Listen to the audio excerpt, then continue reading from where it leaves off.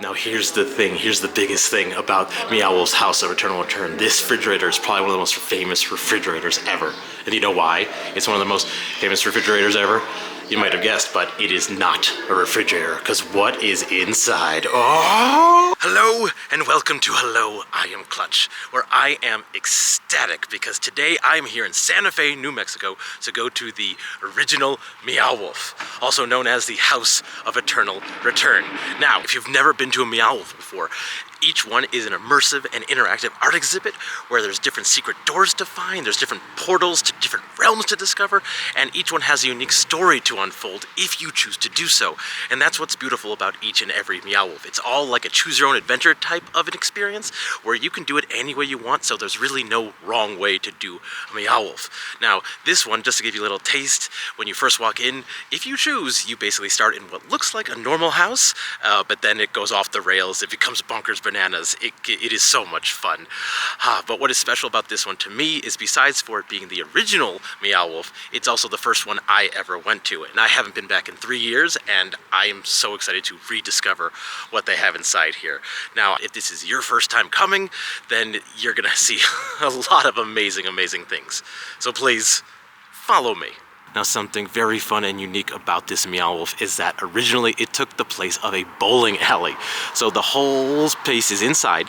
Again, there's like a whole fake house in there, among many, many other surprises. But this used to be a bowling alley, so just keep that in mind as we go through. And you might have already seen this on the edge of the frame there, but there's fun stuff all around the parking lot. Like, here's a wolf of Meow Wolf. I don't see a meow, only a wolf. I see a spider. I don't think that meows. And then on the other side of the parking lot, we have this wonderful, friendly iron giant, which I know I've seen this imagery in quite a few pieces of Meow Wolf media. I think even if you go on the website and like you look at the different locations, this is what they have in the circle to represent the Meow Wolf for Santa Fe.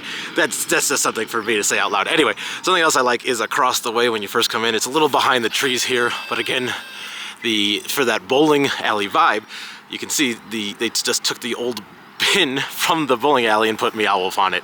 And I think that old homage there is great. So anyway, enough on the outside here. There's a lot of little other like things to look at.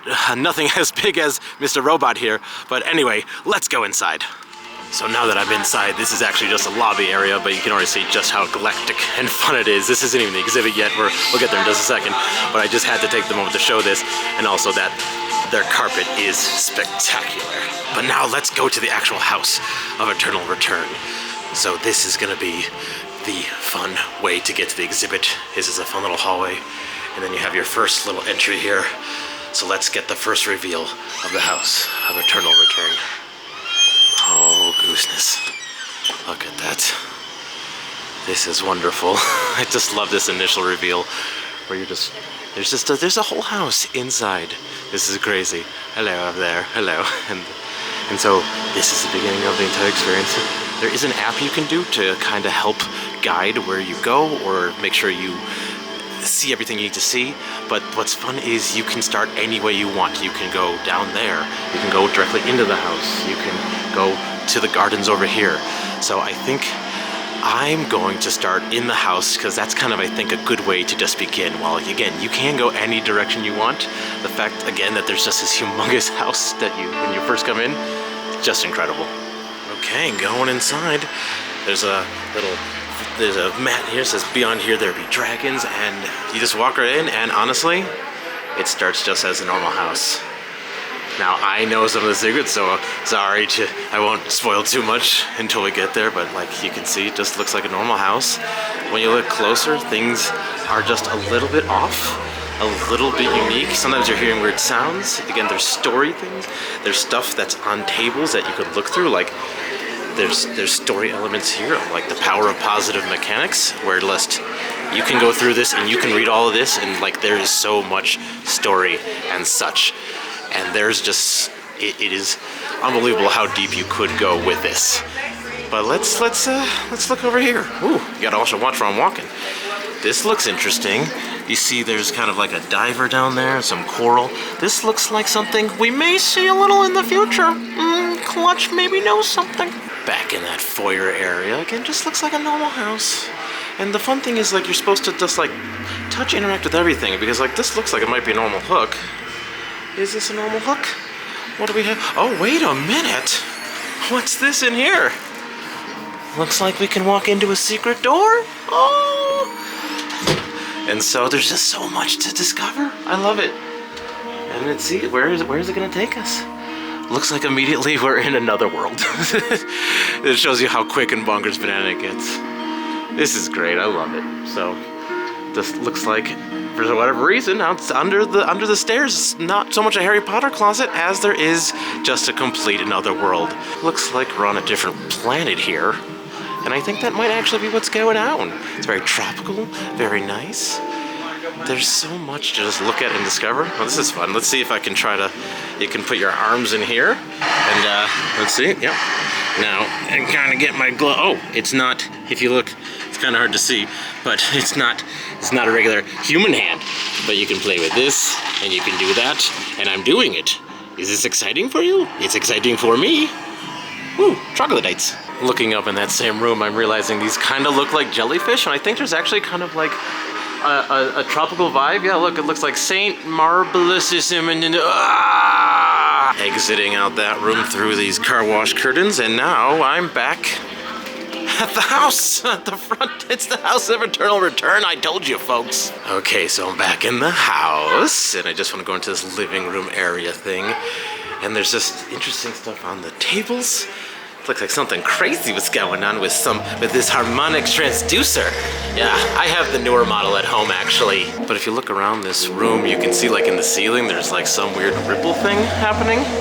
And I think we can kind of peek up in there, just a little. Can you see? You might be able to see better than me because I can't really bend that far. Anyway, you can see like the chandeliers a little bit more if there's some weird stuff happening there. There's just like an interesting video camera that was filming something. There's so much you can watch and just take in.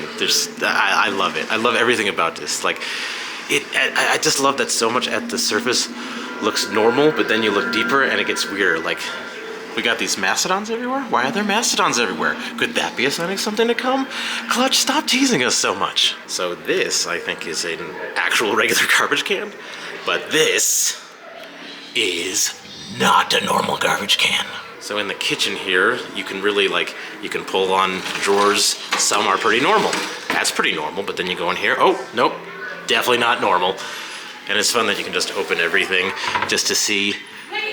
You can tell there's lights here that definitely, again, you want to touch and open everything. It's not, you're gonna find some weird, unique stuff if you open and do everything. Oh, yep. Definitely different. Now here's the thing, here's the biggest thing about Meow Wolf's House of Eternal Return. This refrigerator is probably one of the most famous refrigerators ever. And you know why? It's one of the most famous refrigerators ever. You might have guessed, but it is not a refrigerator, because what is inside? Oh, a secret passage. This is like, I feel like one of the most famous versions of finding a secret passage in Meow Wolf. Some of the other Meow Wolves have a refrigerator as well. But where does it take us? That's the question. Where does it take us? It takes us into, looks like some sort of oh, it is Portals Bermuda, your gateway to the multiverse. So if I recall, the idea here is that we are connected to it's gonna be not exactly right, but this connects you to different universes. We basically, for some reason, and you can go to the story and try to figure it out, the refrigerator now connects to this company that now gets you to different entire worlds. And so you can sit down, you can watch that video, you can come on in over here, and you can see there's just now a new hallway. Like the way this just goes around really gets confusing. And something great, now if I came out of that room just there, and if you go to the left, I walked down a little bit. Remember this room from just a little bit ago? And that's what I love about this place. It folds back in on itself constantly. It's fantastic. So let's keep exploring all the different ones. So yeah, you can see this was actually Saint Malibados. I can't read the cursive. Malibados. Malibados was where we were, everyone. Didn't you know that? So continuing around those different portals, this one I guess is Todos 7. Let's see what we got in here. Oh, just got some fun things on the ceiling. That's great. Just a simple room. And we are gonna continue to here. Okay. Oh, if you go to the left now, this looks like that shed at the front. So Oh, this is a cool looking shed. There's lots of electronics on the ceiling. Lots of interesting things, some maps. Again, I see people like diving deep into the story, which is pretty cool. But you can do a lot of here, so over there, I believe, is where we came out earlier. But I'm gonna go back. There's a lot of people in that room. There's some interesting bugs on the wall. This is great. I do remember some of this, but not how everything is connected, because like you gotta have some good spatial awareness to remember everything. Everything is just weird and unique. So now we're kind of on the back side of those portals. But let's see. Oh, and we're back to the portal hallway, so we could go back in or just go directly here. And I like this. This is cool.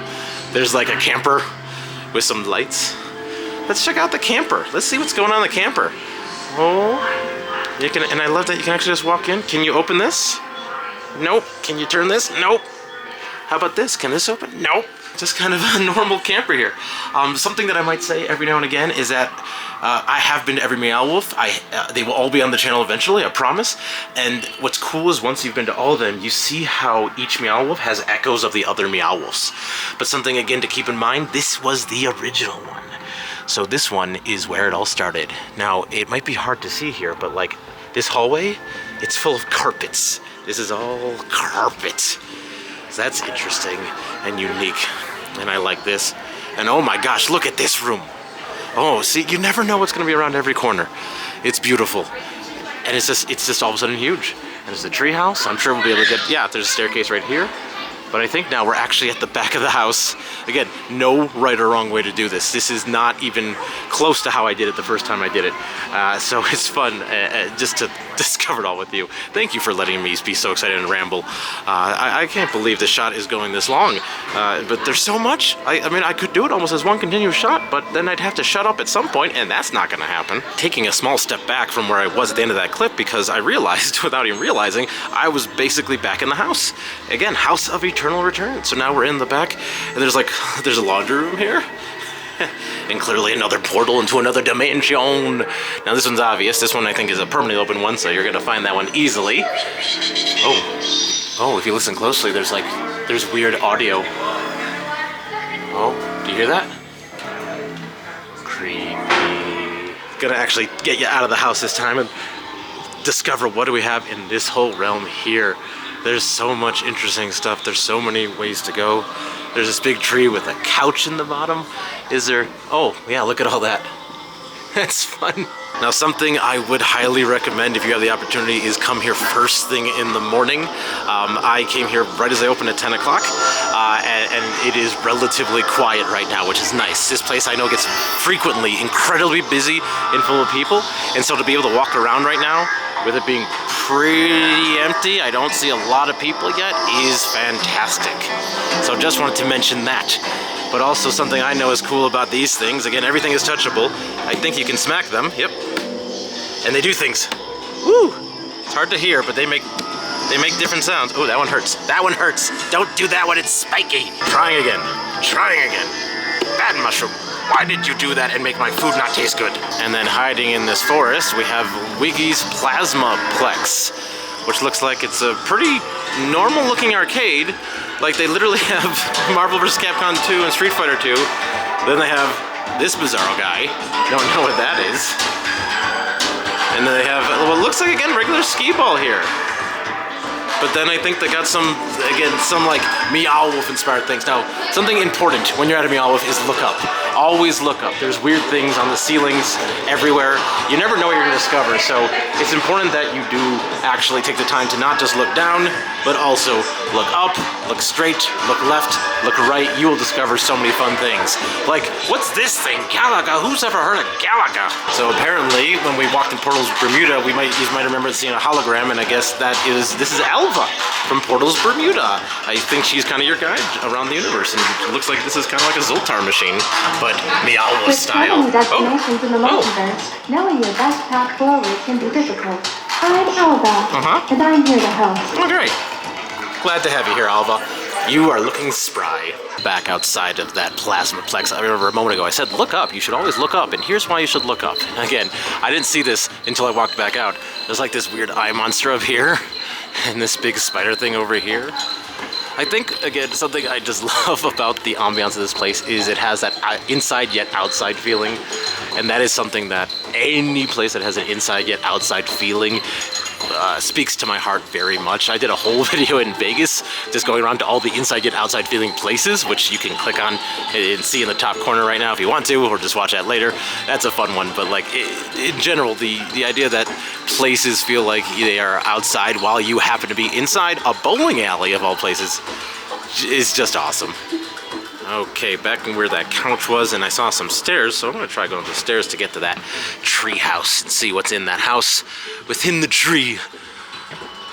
Oh, wait a second, this is a little bit tight for clutch. Okay, there's a bit of a jungle gym situation here. I know that's why families sometimes like coming here, because it kind of feels like a playground, even though I know it's meant to be more of an art installation. I'm bending a lot. Anyway, whew, we did it, okay. Made it up to that tree house. Let's see what we got here. A lot of kids coming out of there, so gonna give them a chance. Gonna give a little peek, and then once everyone is out, we will go inside. Looks like now we can check out. Oh, look at that. I see now. This reminds me of, I believe, the tree house that's in Dallas. So that Meow Wolf, it has legs, and oh, it has a name for it, and I can't remember what the name of it is, but we're gonna go inside and look around now, where it looks kind of like a bird. Almost like the tree is like a bird, and that's something kind of like, it's like a witch and a bird, and I can't remember the name of it. Tell me in the comments what I'm thinking of, everybody. Anyway, look at this, is a cool tree house that you're just able to climb in, climb around, and there you go. A tree house behind a regular house in the middle of a bowling alley. Across from that tree house, they have like all these clouds and things, but if you saw, they kind of like have like little models of houses and such that I think is just neat. Again, if you look really closely, there's so much you will find. But at the top of this walkway, it looks like it brings us back into the house, which is again, the house of eternal return. So I'm gonna walk down this way and see. The wallpaper is interesting, and I think I kind of remember this room as being the absolutely creepiest room of the whole place. It's like the creepy clown room. I don't even know how to put it. Where like, first of all, the whole floor is like, looks like bottle caps and other things, and the walls are just a mess of things, and each little like box is full of interesting stuff. Like these are old cameras. We got like Altoids and mints. So this room is really creepy but interesting, and the reason I find it creepy is because the videos on the walls are just these kind of creepy clowns standing and doing some weird stuff. But like, I love this. Like, you got some paint tubes at the bottom there. This room is actually really cool because like you can feel how long it would have taken to make a room like this, and so I really appreciate this one. But it also creeps me out. Leaving the creepy clown room, there's a lot more bending than I remember, and I'm 3 years older. So anyway, this is neat. It's kind of like, honestly, this reminds me of the tunnel between the B and C terminal at O'Hare. If you know that reference, you are a very well-traveled person. If not, look it up. You'll understand what I mean. They have a rainbow tunnel. Anyway, you can walk around here. Oh, that was my back hitting the ceiling. But you can just sit down. Let's see, can we sit down and, yeah, look at that. There's Clutch, just sitting down, relaxing, chillaxing, maxing, all cool. I never know the lyrics to that song. Continuing around this room after that, relaxing, chillaxing, manaxing, pistaxing, to see where is it going to take us. So I think this is a different exit. So I see, looks like an actual locked door, and then something with a handle. Is that a push? It is a push. Oh, hello. Never know what you're gonna find. Oh, there you go. And then, yeah, look at this. Once again, House of Eternal Return. I keep saying it because it keeps being true. So we came out that bookshelf over here, and we ended up being in this random bedroom. And again, I think we're just back in the house. And I know I try my best to not spoil what you may or may not see till I do it, so that you're doing it with me, but you might have seen. There's something special in that closet as well. So let's go check out what's in that door. Let's see, okay, oh, it's just a closet. You know, you all thought it was something interesting. I mean, it's really just a closet, and wait a minute. It is a pathway, a secret pathway. What's over here? Oh, looks like there's just a piano in a random back alley hallway. But then it keeps going as well, and then, oh yeah, it's a tight squeeze, but it looks like we get back out into creepy clown room. That's exactly where I thought it would take us. I'm not even joking this time. So going away from that creepy clown room so we can get back into the house again. Again, this place just folds back in on itself so well. What I love is actually from the house to the creepy clown room, the wallpaper slowly transforms. So it starts normal and then it becomes like more elaborate, more clownish. So again, as you go down, it just becomes more and more ridiculous. But anyway, just wanted to point that out. Something interesting down there. We'll get there in a little bit, but I do want to explore a little bit more of the house. It's hard to keep you oriented, but like, again, there's the bedroom we're in, but then over across is a bathroom. Ooh, a bathroom. Clutch showing a bathroom. That's unique. So there's some interesting things that you'll find here. Like, if you notice, the floor is just a little warped, a little askew. And then I believe if you look inside of here, oh, that's different. Again, little portal there, and then we have up here a little gerbil at the top, I believe, and there's a lot of story you can uncover with him that is fascinating. Not going to do all that today, but just want to know that if you find, you will find this guy in a lot of secret places. So from the bathroom over there, we're now back over here, which is the top of that foyer area of the house. And so, remember, we went in that secret door very early on, but there's another room over here to explore. It looks like there's a kid's room of some kind here. And again, we're seeing that mastodon. Seen that mastodon a few times here. But it looks like a pretty seemingly normal bedroom when you look close. But something that is fun that I know that is here is this book. This book, I believe, has a lot of interesting stuff because it's one of the characters that is part of like this story that you can uncover. This is their science notebook, and there's some like interesting things to learn about. Like, again, you can find so much interesting stuff if you take the time. And something I will point out while I'm here is, I said gerbil before when we saw that guy in the vanity of the bathroom. His name is I can't say it. Nimsescu? I'm going to say it wrong. Someone else correct me. It's hard to write it and then say it right. Anyway, he's a hamster. That's all I'm trying to say. He's a hamster. Nimsescu is a hamster. And the interesting thing is he cannot die. That's something that's interesting about the story there. So that was a really roundabout way of me saying the hamster's name and that it can't die. Why am I still talking? And if you look out the window, though, you can actually see where we started. So people are still coming in. What I like about this Meow Wolf is very just like all of a sudden you're there, you're starting. Where some of the other Meow Wolves have more of a grand entry point, or there's more of like a focus as you start, where this, something about it is just all of a sudden you're here, you're in, you're having a good time. All right, we got another door to check out, so let's go check out what's in this one. Oh, look at that. That is something different. I did not remember this was going to be the door to here, where we got a whole bunch of just like interesting coralness and flowers and stuff. So while we're here, might as well, let's walk in and see what's down this hallway. Oh yeah, oh look at that. And there's that mastodon we've talked about from before. What's he doing in here? We're in some sort of like ice cave scenario situation. Very interesting, very cool. I love the colors in here.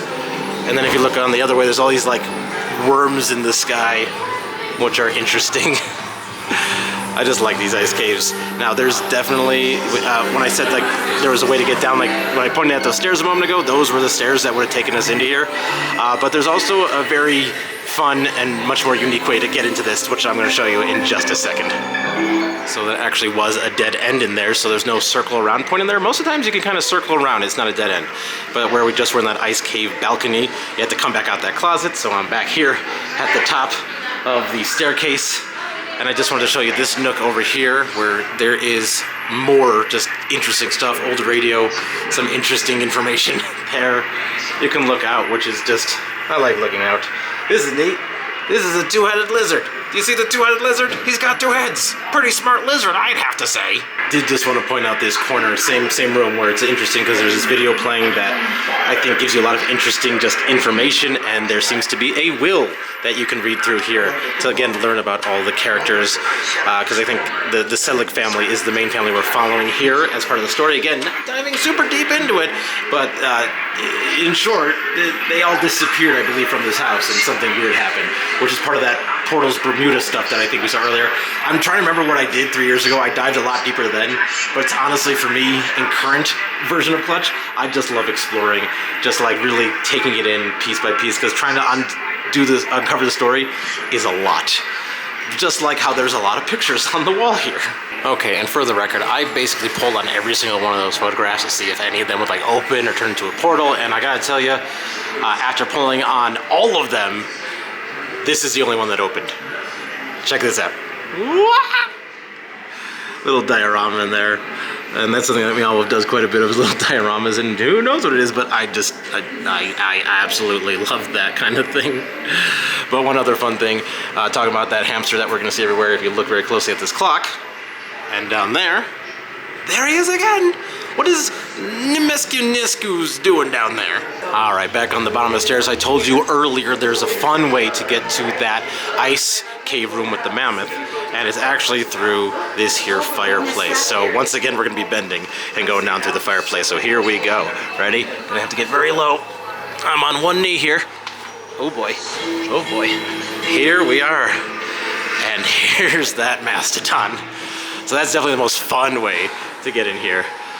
But if you look that's where we were, that was the balcony we were at before, and that's something again, this Meow Wolf I think does better than any other Meow Wolf. It's the House of Eternal Return. It circles back on itself so incredibly well, and I love that so much. But something you can see with the interactiveness is you can hit the bones of the mastodon to make music. So that's definitely a fun little interactive piece. So going past the mastodon, we're gonna see there's something that caught my eye over here. This big old orby thing. Feel kind of under the sea here. I kind of like this. This is cool. This looks like some big underwater apparatus. It looks like there's like a bike mobility system in there, and it's like it's circular. It's hard to tell, but like if you'll, I'm now turning the camera. There's a desk in there with like, it almost looks like an alien, but I don't remember. And like, yeah, actually look at the top here, coming back to get normal. This is a bed, so it's like a whole room inside of a sphere. I don't remember this. It might have been here, but I don't remember it. I think that's awesome. I love this. And I love the nautical nature of this room. This is cool. And there's a blue horse. It reminds me of the horse from the Never-Ending Story, which has immediately made me very sad. So across from this big sphere, I wanted to point out, because I saw behind me this room. Look at this. This underwater paradise. Remember earlier, I kind of teased you. We saw the aquarium inside. And then I said there might be some connections, and here they are. And now Meow Wolf has done rooms like this in a couple of theirs. Again, there's lots of connections that's really fun for me to see, having been there. And again, if you watch all the videos on my channel, you can see those connections too. But just, it is a neat little thing to see all this. And there's a bench to rest under the sea should you get tired of walking on the sea bottom. But if you noticed over here, we also have that diver. There was that little diver piece in the tank, and he's here as well. So what's that connection? Who knows? It's hard to say. And what are we going to see also if we leave this area? A black wall. What are we going to see if we turn to the right? Oh, some fencing. And why are we seeing some fencing, you ask? Maybe you don't ask. It's because we're back at the front of the House of Eternal Return. Oh my gosh, it just keeps folding back in on itself. I love this one. Back in that aquarium room, I totally forgot to listen to myself and look up. Look up, Clutch. Look at that. There's a whole bunch of interesting fish and things like that. So like you really owe it to yourself to definitely look up. And then a humongous sea creature over here. I don't think that's a regular fish. Aw, they also have a Cthulhu fish. Back in the sphere room again, just to keep the tour going, and I have found another little door. Now, warning for this one, it says there's flashing lights used in this exhibit. I don't know if that just means more than normal, because we've already kind of seen it, but let's see what we got. Okay. Oh, this one's happening. This one's got some fun, funky music. Some interesting things on the wall. It's got some buttons to push. Let's push a button. Does it do anything? Oh, I think that changed some lights. Now this room is interesting. I remember this actually being my wife's favorite room back when we were here a few years ago, because I think if you do some secret combination, something really funky and fun will happen. I have no idea the combination, but it is fun to just try to see what happens. Nothing happens. Meow Wolf! Exiting that funky room with all the funky Meow Wolfs, or the wolves that don't meow. Oh gosh. Well, I heard that. Anyway, properly in that hallway now. Got a lot of interesting, this is, whoa, this is, again, bizarro, bonkers, bananas. But it's cool. Oh, this is arms, but it looks like the rib cage of like a whale. This is, I don't remember this room. Again, there's some new things since I've last been here. Also, it's been 3 years, so I don't fully remember, but this is hauntingly beautiful. I really like this. This is creepy in the best way possible. Gonna try going up this staircase in the back here and see where it goes. Man, there's just the colors, like it's got like tree houses on the side. This is really cool. I like this. This is fun stuff. Oh, excuse me.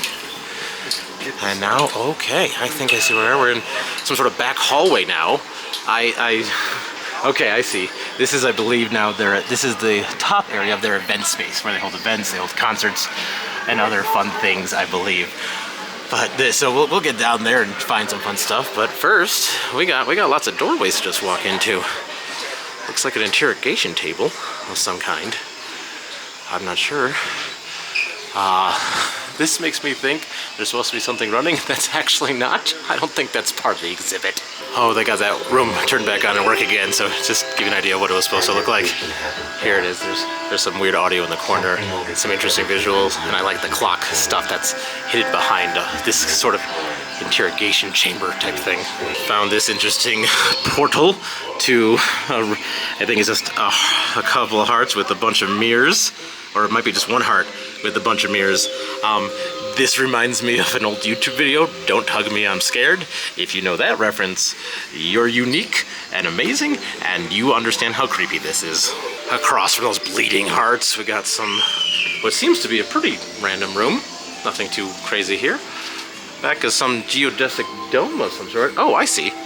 Okay, we are on the second floor of that outside area in the back. So like that's the back of the house.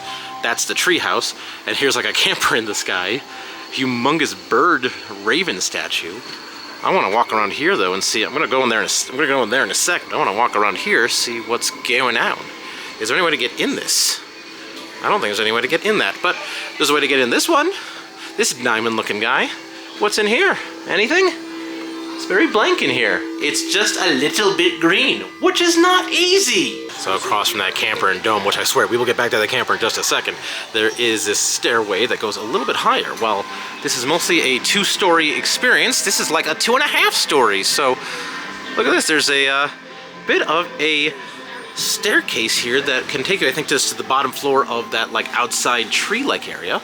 Because I'm loving it. I'm now in the clouds. Clutch is in the clouds. With a camera. Yep.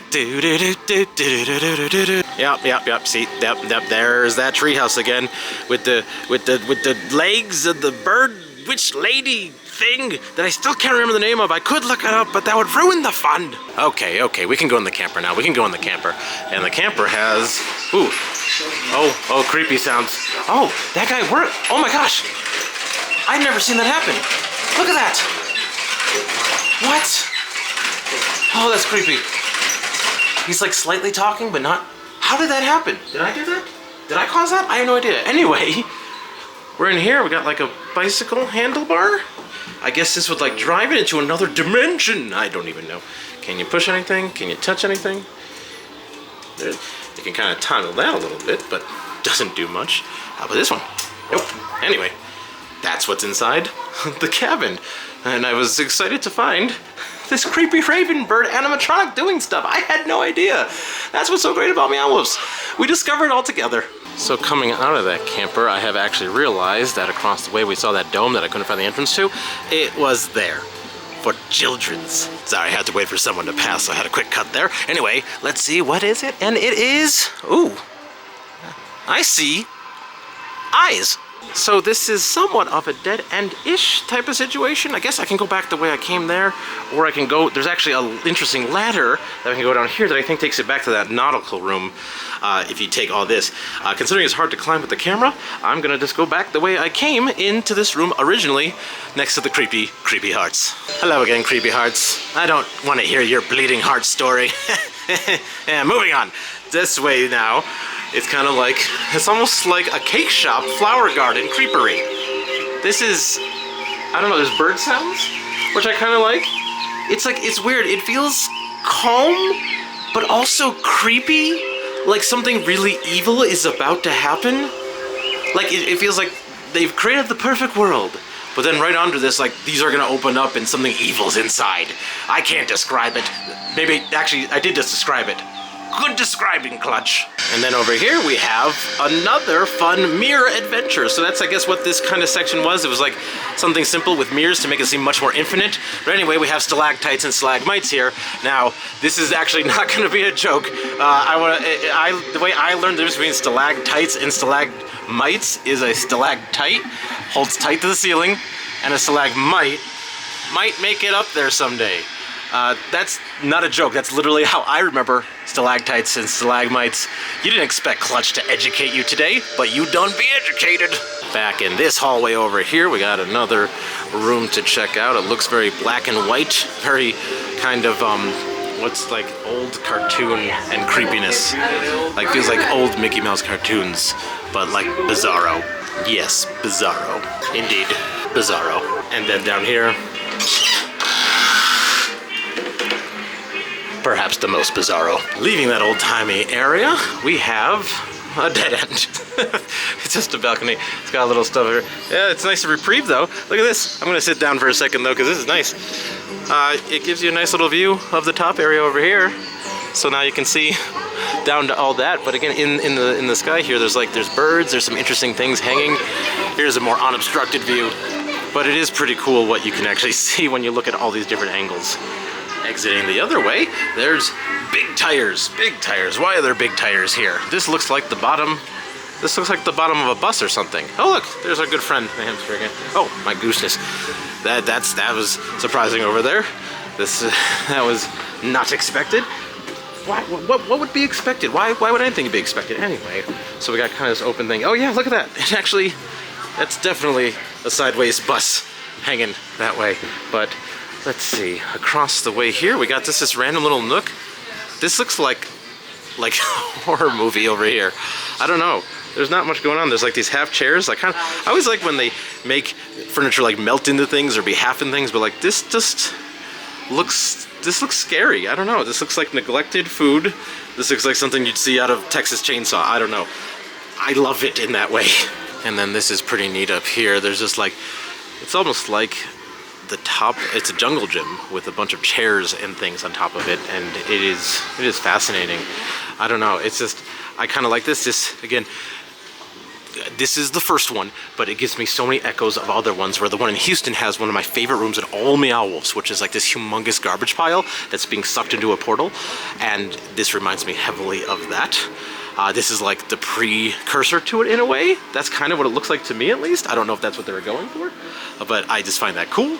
And then looking, this is actually a dead end, so looking over the balcony, we definitely haven't been down into these areas yet. So that's what's great about this one to me in particular. It feels like it's so much bigger than you expect. And I can't believe how much we still have to discover. Walking back across that bus, there is a place to the left here with a whole bunch of just like pipes and lights and flushing devices. Do you think that can do something? Yep. Fantastic. Fantastic. And flush number 2. Yes. Yes. Yes. And now I'm gonna take a number 3. Oh, bad joke. Bad joke. Bad joke. Yeah, we should just flush that joke away, right? Again, just using the bus as a focal point here, just to help orient ourselves. So across from that, we have what looks like a lighthouse that you can go in. And it looks like we can drive in the lighthouse. Like you walk in and there's another wheel here. Look at this. And it moves. And this is also just a really cool view of the venue. Oh, I love this. So there's a whole light pole here, and they got some bowling pins on top. Do you see these bowling pins? To help you see that, again, we're kind of in the bowling alley. This is great. This is such a good view of the area. But anyway, going back across, let's see, going out, I did see another room over here to my right. Looks like, oh, interesting. It's got interesting floors, so gotta be a little careful. Oh, it's making some weird clicky sounds. Okay, I'm gonna be quiet for a sec so you can hear it.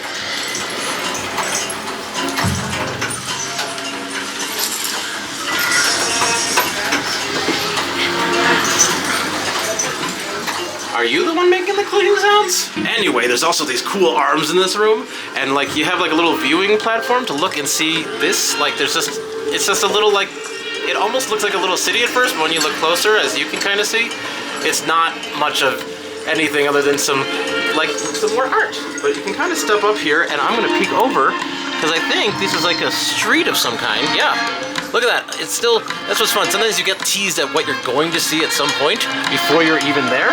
And so we will definitely get there at some point. I don't know exactly when, but probably pretty soon. Again, using the bus as a weenie. I mean, focal point, in design terms, a weenie is a focal point. It helps you orient. Anyway, across from there, we have the big balcony we can go across. God bless you. Anyway, you have the balcony you can go across, and then I think there's actually a little thing over here to go through. Let's see. Oh, oh, it's a tiny room. There's people in here. Just a few little buttons and things to push, causing the light to move. That's cool. That's neat. Can we peek over here? Not quite. Anyway, this is a small little room, and I'm with two other people. I don't want to make it awkward, so I'm just gonna push this button. Yep, yeah, then I'll push this one. Yeah, I'm participating. Oh, there it goes. Hey, I'm actually doing something. Okay, now I'm having a good time. Back on that balcony, circling around the event space area, there is this big wall of colors. Are they interactive? No, I am not seeing anything happen. Oh, maybe if you hit them hard enough? Yes. Okay, some work if you hit them hard enough. Bang, oh, bam, oh, dingy, bang. Heading downstairs into that event space to check out what's down here, because I think we saw most everything on that second floor, and there's clearly a lot more things for us to discover. There's stuff that way, there's stuff that way, pretty much every way. So let's start going over here in the corner, because I see an interesting phone booth, which seems fun. Oh, and that's a piano. So this has some fun, crazy taxidermy on the walls. Like, look at this lion head. I don't know, it's ridiculous. And they got like these creatures. These are fun. And this guy's been here for a while, I think. And they got a weird phone booth. Oh, pushing the button on the phone booth. Does that do something? So as I was approaching this, here's what I was told is like apparently this connects to some other room. So I think that might be a camera, and they actually pick up a phone and they can talk to you if you push the button. So I don't think I've seen that room. So if we find it, I'll show it to you. In the corner over here, it gets creepy and cool. Oh, when there's music in the background, it reacts to the music. That's neat. Then we got this interesting door. It's got multiple handles and knobs. I thought it was a safe at first, but it's just a lot of handles. There is flashing lights, I guess, in this exhibit. So let's see. Oh, it's one of these. Oh, it takes one of the tokens, and I unfortunately don't have tokens. I think this is one of those, I think they're called gyroscopes. They spin around, the light goes on, and it makes it look like motion is happening. They're very cool. It's okay that we're not showing it. Look, and they have the refrigerator at the bottom to make it look like the refrigerator from the kitchen. That's fantastic. And what I've also seen in other Meow Wolfs is a freezer that's not quite a freezer. So if we walk into the El Ice plant, ooh, oh, it's gonna be a whole lot of clutch, isn't it? My brothers! It's my brothers! My brother! My brother! Okay, so in this space, first of all, it's kind of fun for me. Look at, hey, this is fun. We got buttons here. Let's see, buttons, dimension. Oh, okay. We're gonna do that, dimension. And then space, this one is space. Oh, I feel so insignificant. I mean, I always feel insignificant, but now more so. And then we have echo. Let's try echo. Echo, echo, echo, echo, echo. That's what these all say. I'm not just saying random words. And so then last we have spectrum. Let's see spectrum. Spectrum. Oh yes. Yes, blue. Just like a spectrum. Here's a good look at the bottom of that lighthouse. It's pretty cool. It's got like barnacles and stuff growing on it, but you can actually go in over here, it looks like. So look at this. Little squeeze. Little squeeze. And it's just, oh.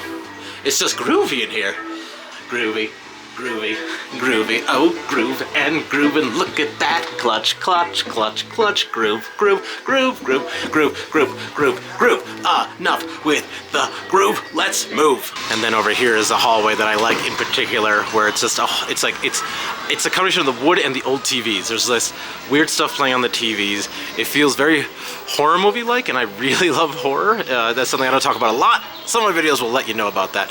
But like, if you look closely, you can actually see like they're showing scenes of like some of the characters that we could be following around, and it's just, I don't know, it's a fun, bizarre hallway, very science fiction-y, and I really like that thing here. And so at the end of this though, it does bring you back to where we've been a couple times before. We're back in that big open room. There's that animatronic bird. There's that the camper where you could have like the bicycle handlebars, and then this hallway we saw earlier. Again, this place, the circles back around on itself so much. So it's so fun to try to figure out again, what haven't we seen yet? And again, I'm not doing it today or showing you, but there's an app to help you figure out which rooms you've already been in. It kind of follows you around and uses where you are to let you know, have you seen this room already? So that definitely can help you. I like just discovering on my own, so that's what we're doing here. Again, back in the event space. Here's a good view of that event space stage.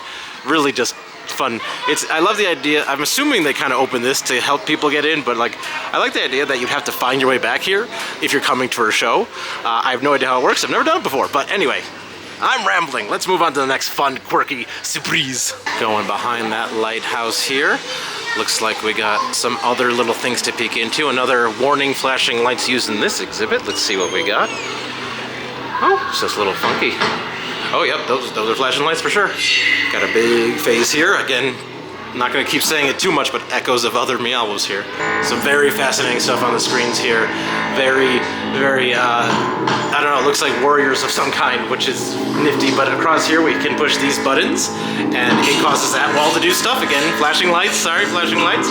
But I like this case here in the middle. It's got like these creepy heads with green brains, and it's like it's got wires coming out of it, and I don't think this was here last time. This is cool. And across from this big-headed fella, we have another room to go in, which got some kind of, it looks like a quilty room, actually. Like, again, you're allowed to touch, very sensory. This is all kind of knitted and quilt type stuff. It looks like if the doctor, I think it's the fourth Doctor from Doctor Who, if his scarf went bananas bonkers, this is what it would turn into a room like this.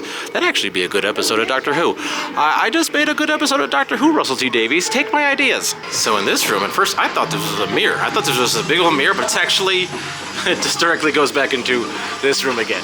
We've been in this room so many times. I love it. I love it so much. Anyway, this is neat. There's this thing spinning on the wall, and I think if there's a couple knobs like there and over there, and if you turn them, you can try to get it to work there. And then over here, it looks like it's another like black and white room situation, a bunch of old creepy cartoons like we saw in that room just a second ago. And oh, okay, see, I see where we are now. We're on the underside of that trash pile. Remember up top, it was like a jungle gym, and there was all that trash in that pile, and this is the underside of that, so that's really cool. And in this room, I feel like something very easy to miss is there's a door over here that goes to, I believe, a very like well-known part. Look at this. Got this little kind of alien dog creature thing. And this is like one little room with like some sparkly crystalness and such. And then it's got the crazy dog guy. I always forget about this one. I almost miss it. But if you look around this room, there's just like fun little other things as well. Like this creepy melting face. And it's like, I don't know, there's like a story here of like, it looks like humanoid creatures battled this guy. This guy zapped him and basically turned him into this. So I think what we're actually seeing here is that this guy turned us into this. Whoops. So let's see what's behind this door. I just keep going. There's so much to find. Ah, okay. Ooh. Ah, yes. I see. Makes a lot of sense. So we're kind of in the backside of that open space over there, which I keep pointing out because there was, again, that trash pile, and that was a balcony I was on a little bit ago. You remember when we were on that balcony? We definitely haven't been down into these areas yet. This is where we are now. Okay, anyway. So we got like these creepy, like, snake creature worm things. We got a little thing to peek in over here. And then just gonna peek back into actually this main open area with the treehouse and stuff, because I want to point out we got these guys. These guys, it says please be gentle, they're fragile. Again, I can't stop saying it because it's true. There's just so many echoes of other Meow Wolves. If we touch them, do they make sounds? Yep. See, I only knew that because of another Meow Wolf. Let's try it again. What about, oh, yeah. So touch their heads. It says, make sure you're gentle, they're fragile. But if you touch their heads, they make different sounds. That's awesome. that wasn't even what I meant to come and show you here. What I actually meant to come and show you was like how we have like these birch trees, and if you look closely at the birch trees, they got actual eyeballs in them. Because if you ever see regular birch trees, it looks like there's eyeballs. But here, oh, the eyeballs, they be real. Back from those birch trees, I just want to point out that room that was like all black and white where we looked up. I just think this door is cool, so on that side it looks like this. And there's a lot more of these guys than I remember all around. This is great, and then you get this interesting rock work. That was hard to say. We got like Excalibur over here. What's this? I don't remember. Look at this, there's a bowling ball in here. That's cool. And a sword? Does that do anything? No? Doesn't do anything, but that's cool that that's there. But then here we have Legends of the Hidden Temple. Oh my gosh, Olmec actually talks. Look at, it's hard to hear him, but he's actually talking. I didn't know that was gonna happen. And then below Olmec we have what is one of my favorite parts of this place is like the street area, where it looks like an actual street, like you're in a different portal of sorts. And like they got all these weird sort of food that look normal at first, and then you get closer and you see something's bizarre. It's Repov. It is just not exactly what you'd expect, and they just made it kind of bizarro. But I love again, this is the outside yet inside feeling thing, where it feels like you're in sort of like, it feels like an Asian, like Chinatown type of place, but it is definitely not exactly that. There's just so much interesting stuff to see here when you walk down it. And again, a lot of Meow Wolfs have an outside street type of feeling situation. And then you got organs. The organs, it's all creepiness, and I love it. This is so cool, all this up here. And then actually, I pointed out how we were gonna try to get down here at some point, and it's hard to see, but like, that was the balcony. I put my camera out to try to show you. At the top of that is where we saw a little diorama, but under it is just another little portal. Look at this creepy portal. What is it doing being up all day? Creepy and mesmerizing and such. At the end of that area, we have a thing to walk into. Oh, it's very dark. I can't quite see. This feels like I'm walking through a haunted house. But it's not, oh, look at this. Oh, wow. That's neat. Okay, I think I know what this kind of room is. So this is a big open room. But I think it might be hard to see. Yeah, that you can see it better on the camera. There's lasers. It's almost like, I think, like a virtual harp. I think if I put my hand here, it might make music. Yep, look at that. Look at that. Look at that. Ooh. There's like interesting voices and some creepy things happening. Oh my gosh, let's try it again. Let's try it again.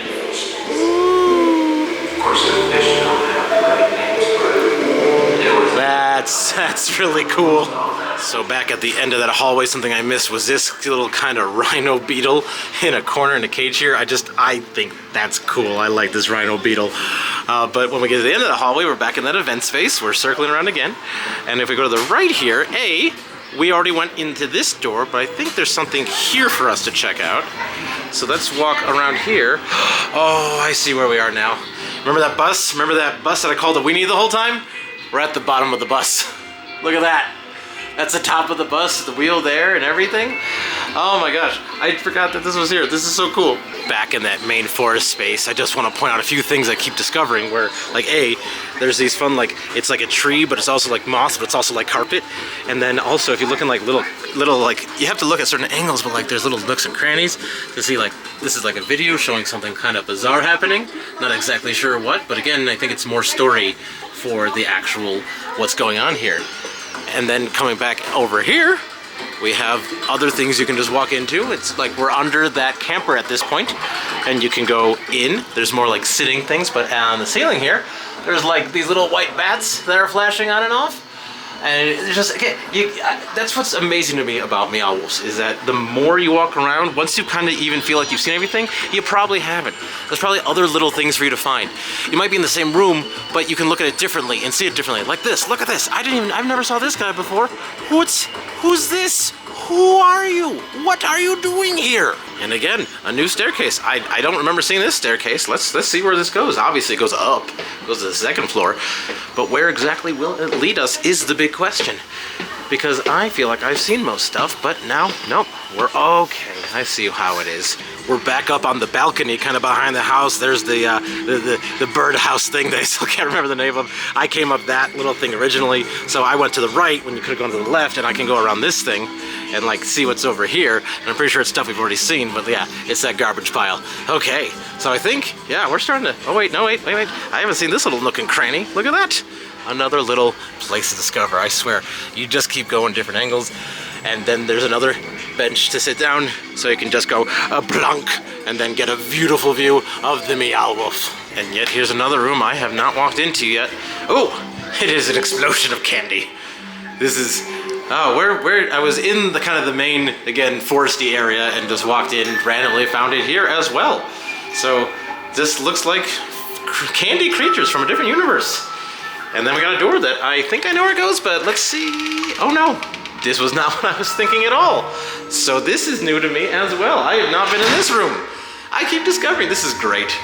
I just love that they have random things, and you discover it, and they got this big thing in the middle, and you want to touch it and see if something happens. Something happens, nothing happens. Back in the foresty section for a second, there's this little blue portal here. This is, it's hard to tell, but there's a lot of laundry in here. Do you know why there's a lot of laundry in here? Because this, let's see if I can do it to show you, whoop, is the bottom of the laundry machine. So here's the thing about this particular Meow Wolf. There's no official exit. You're done when you're done. Once you feel satisfied, then you can leave. But the question is, how do you leave? And the truth is, there's no real exact purposeful exit. You can go, I think, right next to the door that we started. But also, if you're kind of lost, since I'm all the way back at the top here, you can go down this fun thing. So let's actually see what's all the way down here now that I'm here again, if my body will allow it, because it's tight. And let's see where this ends up for us, because this is a fun thing that I did not do, and I think I saw where it goes, and so now I want to climb down it. It is very hard to do this while walking with my camera. So I'm gonna do it kind of backwards. Are you even hearing me? I'm having to hold the camera very far from my face to be able to do this. I'm doing this for you. When I go to Meow Wolfs, I climb where I gotta climb so that you can see the fun things. Whew, hold on, holding that. This is like going to Bishop Castle, but much more dangerous. So let's see. Let's see, almost down. Is this fun to watch an almost 40-year-old man climb very unstealthily to get some surprise ending? Probably. Oh gosh, I'm gonna break my neck in here. Whew, we did it. Oh, let's look back up. Whew, that was an adventure, Charlie. Oh, that's me. I thought it was a person. No, eye clutch. All right, so we come back out this way, and then we're in a bit of a mirror tunnel. And see, what intrigued me was I saw where to exit it, where it said do not enter. So I had to figure out where we were entering from, which was way up there, because it's supposed to be one way, because you're back in the ice chamber with the mammoth and the other creepy creatures. Whew, that was fun. I'm exhausted. But just to show you where I was. So I walked up. When you go back into the forest room again, it was at the bottom of this white pillar. It's very hard to describe where it is. That's the best I can do. Well, obviously that's not the way to exit, that's the way to burn some extra calories. I have now made my eternal return to the front of the house of eternal return. So you can exit a few different ways, but one of the easiest ways to exit is coming back to the front, and you have your main door you had, and then this door over here is an easy way to exit to the lobby. So in the lobby here, they have snacks and sips with a Z. Again, there's a bar in the Denver one that sips with a Z. Anyway, you can exit and enter the actual exhibit as much as you want. You just can't go completely outside. They won't let you back in at that point, but you can come out here and they have food, they have drinks, they have some good stuff here in case you're getting a little exhausted and just need a refresher. But then, of course, while we did not exit directly through it, they have a gift shop, a big old gift shop with a bunch of fun gifts. And I always like to pick up something whenever I go to a Meow Wolf. So a few cool things over here is they have a postcard book, and you can actually see some of the postcards you would get in that postcard book, just to let you know what you get. But they also have some story-related things that I kind of like, where they have this is Piper's Diary. I believe this is telling you a whole bunch of the lore again from this particular Meow Wolf. And then down here it says elements of the source. I believe that's a reference to the Omega Mart one in Las Vegas. So they got some fun things you can take home to learn about, to get some more understanding of what's going on with the Meow Wolf stories. They even have some of the high quality products from Omega Mart, like your authentic Pierce potatoes, your roast beef, and most famously in the back, my favorite, tattoo chicken. Baba Yaga. It was Baba Yaga. That's what I've been searching for. So here's a mug of that treehouse, the Baba Yaga with like the treehouse and the chicken legs, and it's like the witch thing. Now I think this has a higher obviousness in the Dallas one, which is again has a lot of echoes of this one. But it was Baba Yaga was the word I was looking for. Baba Yaga. They also got some fantastic magnets over here. So when I was here last time, the magnets were different, and so it's exciting that they have new ones. So like I don't have this one, and I think I need to take that home. The House of Eternal Return. That's an awesome magnet. Just to give you an idea, when I'm trying to get it off there, these are $15, and I said in another video, those are Meow Wolf prices. However, they do feel like really high quality magnets. I love this. They have the vertical bus you saw earlier. This is a magnet. It's called the S-Cool bus. It's for $15, but I like that. It purposely sticks that way. And something else I always love to point out every Meow Wolf video, especially when I'm at the Meow Wolf plushie, is that, and this is not a joke at all as far as I understand, the name Meow Wolf comes from when they created this place originally. They put a bunch of words in a hat, pulled out 2 words, and pulled out literally the words meow and the word wolf, and thus was born Meow Wolf. So I hope you enjoyed this tour around Meow Wolfs, the House of Eternal Return. Now, I have to say, after it being 3 years, I've been to every other Meow Wolf that exists as of filming this. This used to be my favorite, and I gotta say, this still easily is my favorite. It is still the best. I love this one so much. I like the house as a starting point. I think it's interesting you don't have to start there. The way it circles back on each other, the way I feel like you truly get lost and you lose sight of where you were, how'd you get there, what have you seen, is just, I feel like they do it better here, honestly, than almost any other one, where everything, the other ones feel a little bit more grand, a little bit more structured, where this, I think, because it has a little bit more of, I think, of a rawness in a good way, it just does wonders. So I have to say, this still is my #1. I love all of them. This is still the top. But having been to all the others and seeing the echoes that I kept talking about of all the other Meow Wolfs that are out there is incredible. So seeing what they have here and have that, it's like pieces of it are elsewhere, is really, really cool.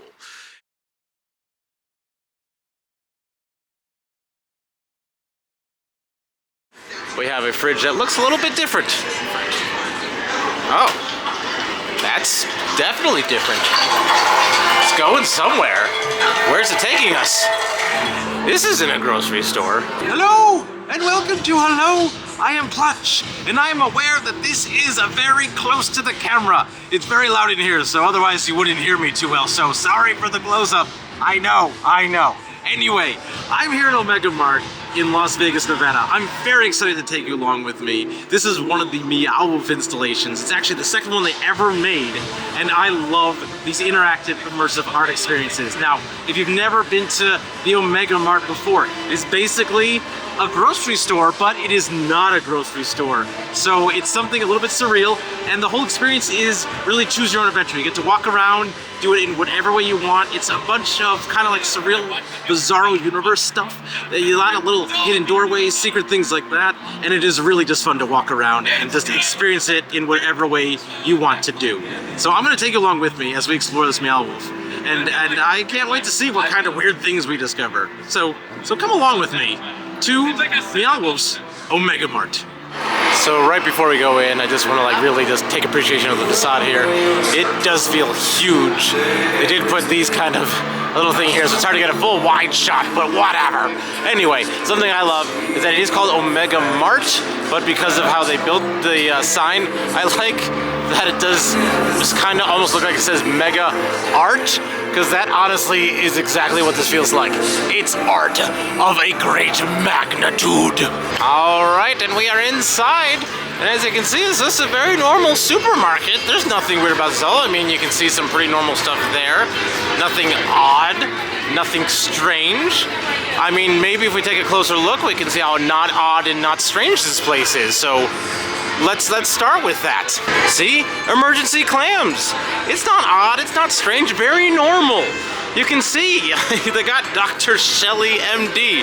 That's an amazing pun. That is Clutch approved pun. But in all seriousness, folks, it really is just a grocery store, but it's not a grocery store. Like, the fun thing about this part here is that if you look really close, some of it are real products. Like Liquid Death, that's a real product. But you look over here, and we have some chew soda. That's some chew right here. Liquefied cream soda, best thirst available. That's a little different. You got gender fluid. You got that right there.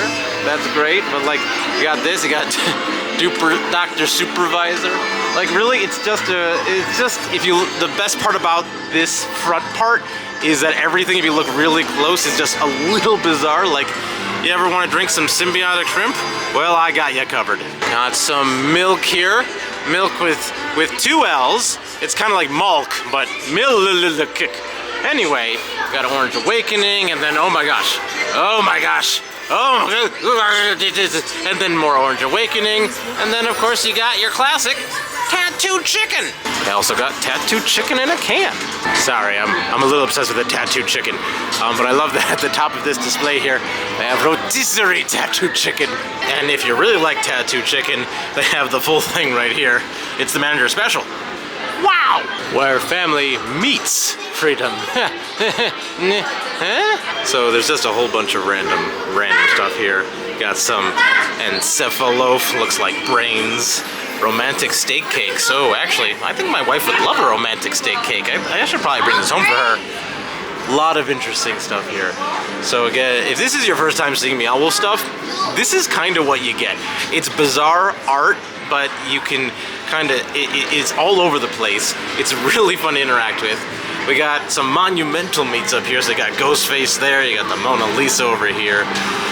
It's just beautifully bizarre, and it's fun to just walk around and experience however you want to experience it. So you can actually experience a story here. You get a little boop card, it costs a little extra money, and then you go up to these different panels and you can boop it on there and it'll kind of explain what's going on. I have done that before, so this one I'm going to kind of experience the story through just the ambiance of the place. But to get a fuller version of it, you can actually use that card to get videos and stories and things like that. So there's so many different ways you can go. There's so many things to see here. Honestly, giving you a full tour of this place is pretty much impossible, but I will do what I can to give you the best thing, the best view of it all, to let you understand what are all the meats of the world, and then other things that might be out here. Like, you know, what great things you can buy, like Little Meow Wolf or Healthy Wolf. Little Meow or Healthy Wolf. I can't read. Reading is hard. This place is full of ridiculousness. Something I like in the grocery store is that if you look up, they do have what's in each aisle. So you got your cleaners, your households, your plausibles, and then you got your New Age barbecue, bird mustard over here. You know, you got your cereal, then you got your adult cereal, you got your ritual goods, everything a growing boy needs.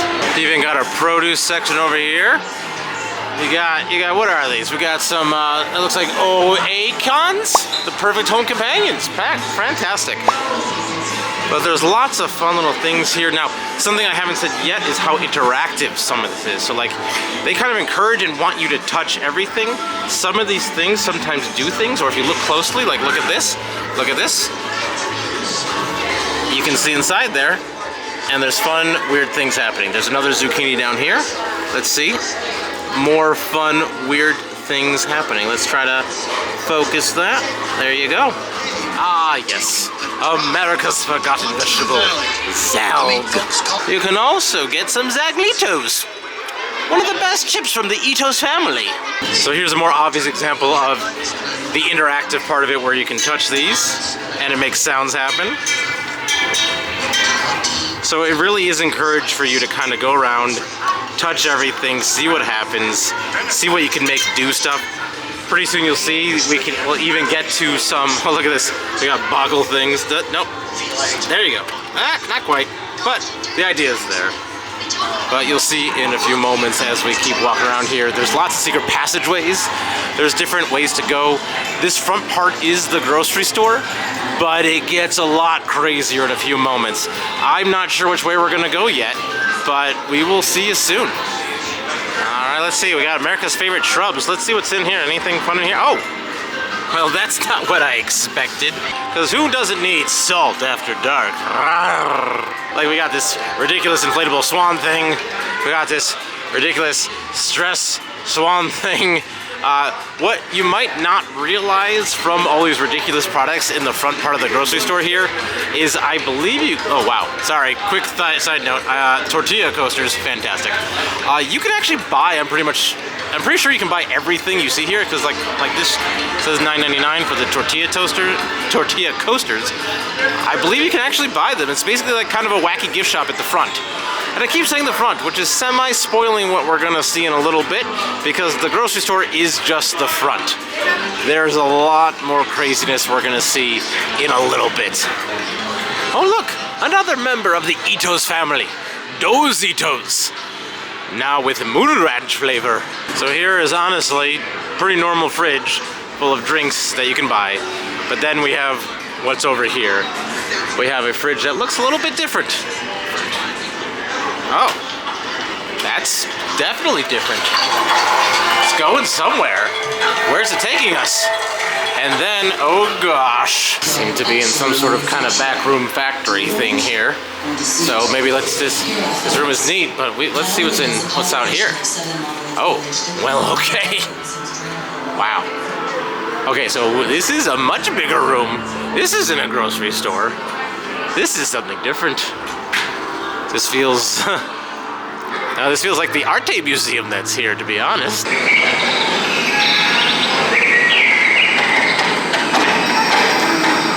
Oh, it's so mesmerizing. It's got tigers, and I can't stop staring. Alright, just a normal packaged ice thing. Yeah, it seems like you can open it. What's going on? Oh, well.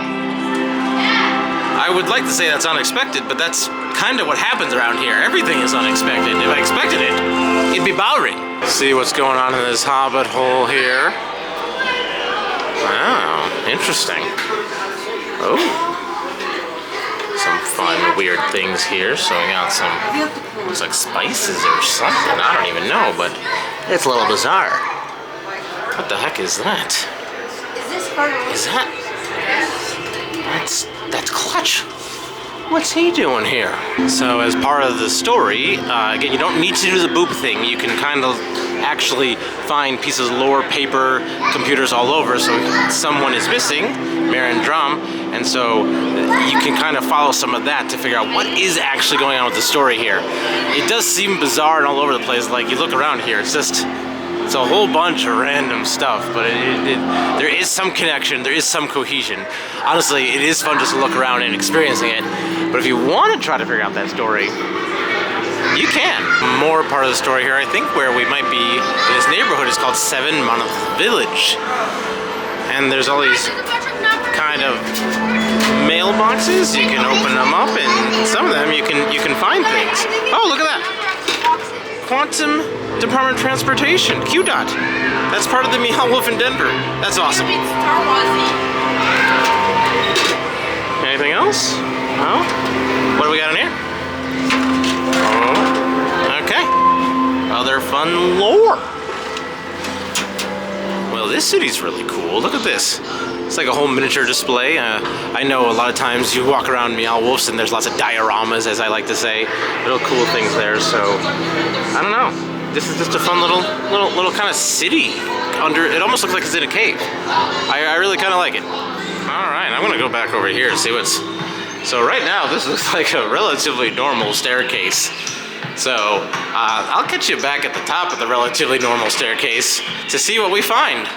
I mean, it is a relatively normal staircase, but a lot of fun paintings on the wall and lights, and it is nice in here. There's some fun sounds, has an ambiance to it. Anyway, if we're done with the staircase, we can go through the door over here, and we can see what do we got. Oh, so if it hasn't already been obvious, this is a multi-floor experience, and it really is just a whole bunch of stuff everywhere. Like, look at this stuff. It's very underwatery, very kind of like under the sea. Darling, it's better down where it's wetter. Take it from me. So we got this cool hallway over here with lights and stuff, but I'm more intrigued over here. We got these interesting looking boxes and things. because I like always, a big part of Meow Wolf that I love is the juxtaposition. You'll see one thing that is clearly part of one art installation and it transfers into another one. And I like that juxtaposition. So let's see where this takes us. Okay. Takes us into a break room. And then people trying to touch a whole bunch of stuff. Again, there's lots you can interact with. Obviously very fun for kids to go around and see what they can touch, see what they can pull, see what they can do. That looks like it's just a regular bathroom and such. But let's go this way. Let's see. Looks like just some normal lockers. But if I have to guess... Oh. No. Look at that. Whoa. There we go. Hold door. Woo! Heavy. Look at that. And there's one of your secret doors for you. Isn't that cool? Takes you to this whole other room. Who knows what's going on? Man, this is kind of fun. I don't even need to stop and cut this at all because it just stays interesting. Oh, the story of Dram Corp, you say? I don't know how interesting that'd be for you to watch and to sit here, but I like that. Well, this is cool. Next to see out into Area 15. Hi, Area 15. Got this receptionist robe on here. I don't think he's really doing much of anything, but it does very much remind me of Communicore at Epcot in the 80s. And so Clutch loves that. Hold your references. Oh, he's talking. I do like my freedom. Well, that was brief. Continuing along. A lot of interesting doors and stuff. Let's see if anything happens when I try to go into it. Oh, that opens. Oh. Got an office in here. Interesting. It's not super big. Oh, seems to be September here. Didn't realize it was that late in the year already. Back in that hallway. Got some kind of like character people here. Oops. I can't tell if someone's excited or scared. Anyway, let's see. This is D207. This is them. Let's see what's up. Let's see what's going on. Nothing. Door's locked. We have a luchador. If you can, let's get under the light so you can see him. Luchador. Hello. This is El Espectro. That was going to be my second guess. Oh, look at this. In E219, we have the internet. You can't go in. It says staff only, but you can see. Look at that. Look at all that internet. I'm kind of thinking this is legitimately part of what's powering this place, but also you get to sneak and peek. Well, let's turn around, see what else we can find. Here's an open door. Let's see what's going on. The infinitilizer. Okay. Ah, yes, I see. Whole bunch of mirrors. Yeah. That is cool. It really does look like it's infinite. Hello, Clutch. Hello. Anyway. Yeah, so this room is not actually that big. It's really just 1, 2, 3, 4 corners. But it really, that tight and that simple makes it look very, very long. And now I have the room all to myself. Oh, excuse me. This is a Luxophone. Let's see, this space makes use of atmospheric fog and haze. Let's see what we got. Ooh. Oh. It's really dark. Not sure how well you're seeing this. I am seeing lasers. And I feel like you can put your hand in the lasers. Can you see this? Ooh, laser. Ooh. Ooh. Oh, I think, yeah, I'm actually doing something. Again. This is like pushing a button at the Colorado Model Railroad Museum. There's a million buttons. Look at all the buttons. This is fun in a different way. Oh. That sounds like Paper Mario to me. Specifically the 1,000-Year Door. That's a deep cut video game reference. If you've been around, you know I do that. Anyway, one more. Let's do it. Pretty much the same. So one more again. Ha! There you go. Yes. Now we're vibing. Here we have the Meta Worm room. Does it open? Yep. Okay. What do we got? Oh. Okay. Ooh. It's a lot colder in here. What do we got? What do we got in this guy? Got some tubes and some art, some Omega art. I don't know. Anyway, okay. So this looks like it's like a cloth with lights and sounds. That's kind of neat. Also, my battery's dying, so I think it might cut off at any second here. So if it feels like this wasn't complete, that's because my battery... Alright, that's the end of that hallway and all those crazy rooms.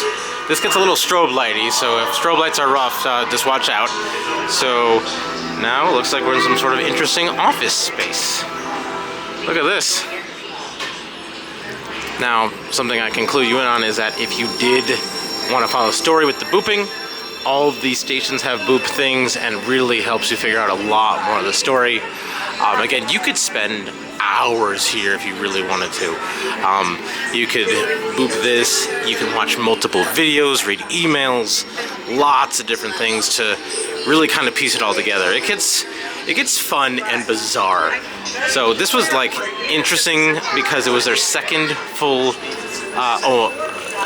Meow Wolf thing, and so they really, you can tell they had a lot more budget with this one compared to the original. And so it is neat to kind of really absorb where they had the time and the energy and the effort to make that story happen. Anyway, continuing on, that's enough Meow Wolf lore for you. Let's look around and see what else we got. Some interesting things in the case here. Oh, yeah. Well, I remember when this happened, the Forked Earth casualty at 50,000 BCE, and then it became the High Contiguity Zone into Las Vegas. I mean, it was a whole thing. I don't like to talk about it too much, but here we are. Ooh, this is kind of neat. So again, it is kind of like lights coming in and out, but if you see, I like this just wall corner of a bunch of like, why can't I find the words? It's like filing cabinets. That's the words I'm looking for. Now, I do know there's a door right there. Now, we can't go into that door. I believe it's a one-way one. Actually, I've seen in the past, people are blocking that, so you can only go one way. I'll show you maybe later where it starts. But I'm not gonna go down it now. We'll get to that in a little bit. But from across, oh, hello. And then across from that, let's see, let's walk out from there and go into this section. Well, hello. Well, now it's getting crazy yet again. Wow. Like a whole security control panel thing up here. That's kind of weird. They got this all around here. It's kind of, it almost feels like a big playground. I think they did used to have slides you could literally ride. Yeah, look at this. Look at this. So that right there, you can see that was an actual slide. I do believe you used to be able to ride it. I don't know why they stopped it, but now it's just more art. So we're gonna go into this big Orby room. This is pretty. Got flowers, kind of like Honey, I Shrunk the Kids in here. So that's kind of neat. What's this? Oh. What does E-exit mean? We got some emergency cooling here. We got, let's see, can we touch this? Oh yeah, look at that. We can lift that up. Let's see if this does something. Oh. Woo! It says emergency cooling. This powers this, which is a fan. Emergency cool. I need more power! I need more power! This is cool. It's called a source flow optimizer. It's pretty neat there. Oh, jeez. I touched it. What'd I touch? What'd I touch? I did something. I did something. Oh gosh. Oh gosh. I'm sorry. I'm sorry. I still don't have enough power! Another interesting diorama in the corner here. Looks like a little world of popsicle sticks things and creepy sun and moon gods. This is quite beautiful. This is cool. A lot of interesting art here. So, like, it looks like it might be hard to tell on the camera, but I think it's like actual layers of actual drawn art. That's like different layers of glass. So it's it has depth to it and kind of some texture. Again, some of this is just like neat art rooms. Some of it is like more expository or part of something. But this is just showing you the power of like layers and light and what that can do. And I appreciate this kind of thing. All right, it looks like we've entered the original TARDIS. It's all white and such and mechanical. I like it. It's fun. I feel like it needs a little bit more audio in here, but otherwise, it's hurting my eyes. Okay, moving on. Oh, this is kind of interesting. It's starting to become like very much electric. Interesting things here. I kind of like this hallway. This is, I don't know, once it kind of like comes in on you a little bit, where it gets a little tighter and the rooms get a little bit more distinct, the places. I like kind of the bizarreness of the small spaces. The big spaces are cool. The small spaces sometimes, though, you really feel much more like engrossed in it, and I like that. This is cool, though. Look at this. Look at all these pipes and things and electrics. This is like pretty much all of the Meow Wolfs. If you really take the time to look closely at every little piece, every little thing, you discover so much. Like, you look really close, you got like some funky crystals and things, and it feels like glue, and you're allowed to touch. Very texture heavy here, like some very interesting things. Look at this. And so all of this is just fun to look at, fun to experience. Again, just walking around is really cool. Look at this. This is some interesting art. Oh, look at that. It's interactive and everything. And it's got like texture and feel, and it burns. Oh, I have paper cuts. I just want to stop for a brief moment and say I do realize the more I film this Meow Wolf, the more I feel like I'm terrible at presenting it. If you stuck with me this long, thank you so much. There's still so much more I'm going to show you, but like, I know, this is all over the place. I'm just being like, look at that, look at this, look at that, look at this. It's a really fun place. We're going to show you some more stuff, but thank you for being here. I'm going to keep going. I just wanted to like acknowledge that I feel like I'm all over the place with showing this one, but it's fun to experience it, because again, you can do it whatever way you want, and I'm doing it all over sporadically, and I'm so glad you stuck with me this long. You're wonderful. I can't believe you're still here. Let's look at some more. Ah, yes, the Beam Factory Training System. Let's see, what do we, does it do anything here? Oh, yeah, look at that. It controls this, I think. Yeah. Does it do what? Come on. Nope. I thought I was controlling something. Oh, no. See, okay, it doesn't seem like it goes every time, but if you touch some things, it makes that thing go kaboom. Kaboom. Kaboom. No kaboom. Lack of kaboom. Going back down to the first floor. No scares on stairs. No scares on stairs. Okay. Oh, at the bottom of that slide. Look at this. Let's see here what we got here. Oh, creepy. That is different. What am I talking about? This whole place is different.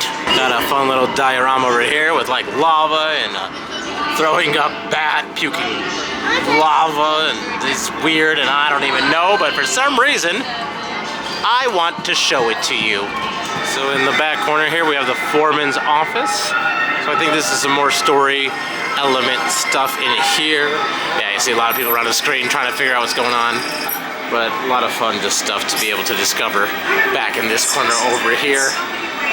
The story is fun to definitely discover the first time you do it. I think once you do it more than once, you don't really need to do it again.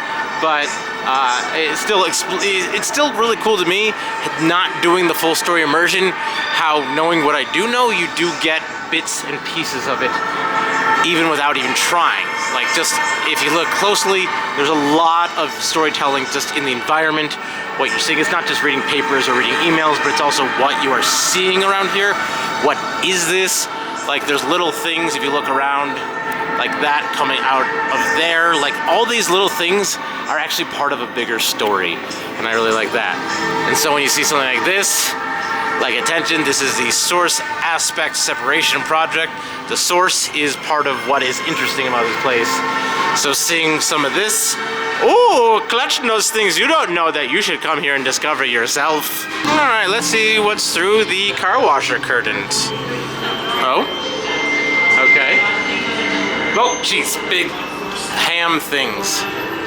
Ham things, what does that mean? Oh, I see. And we're back in the grocery store. So I think the grocery store might be a front. A front for what, you ask? Probably implied chicken. So remember a little bit ago where I showed you that column of file drawers and how it had a door you can go out of? Now, I do know there's a door right there. Well, if you want to see how you get to that, that's a great sentence, Clutch.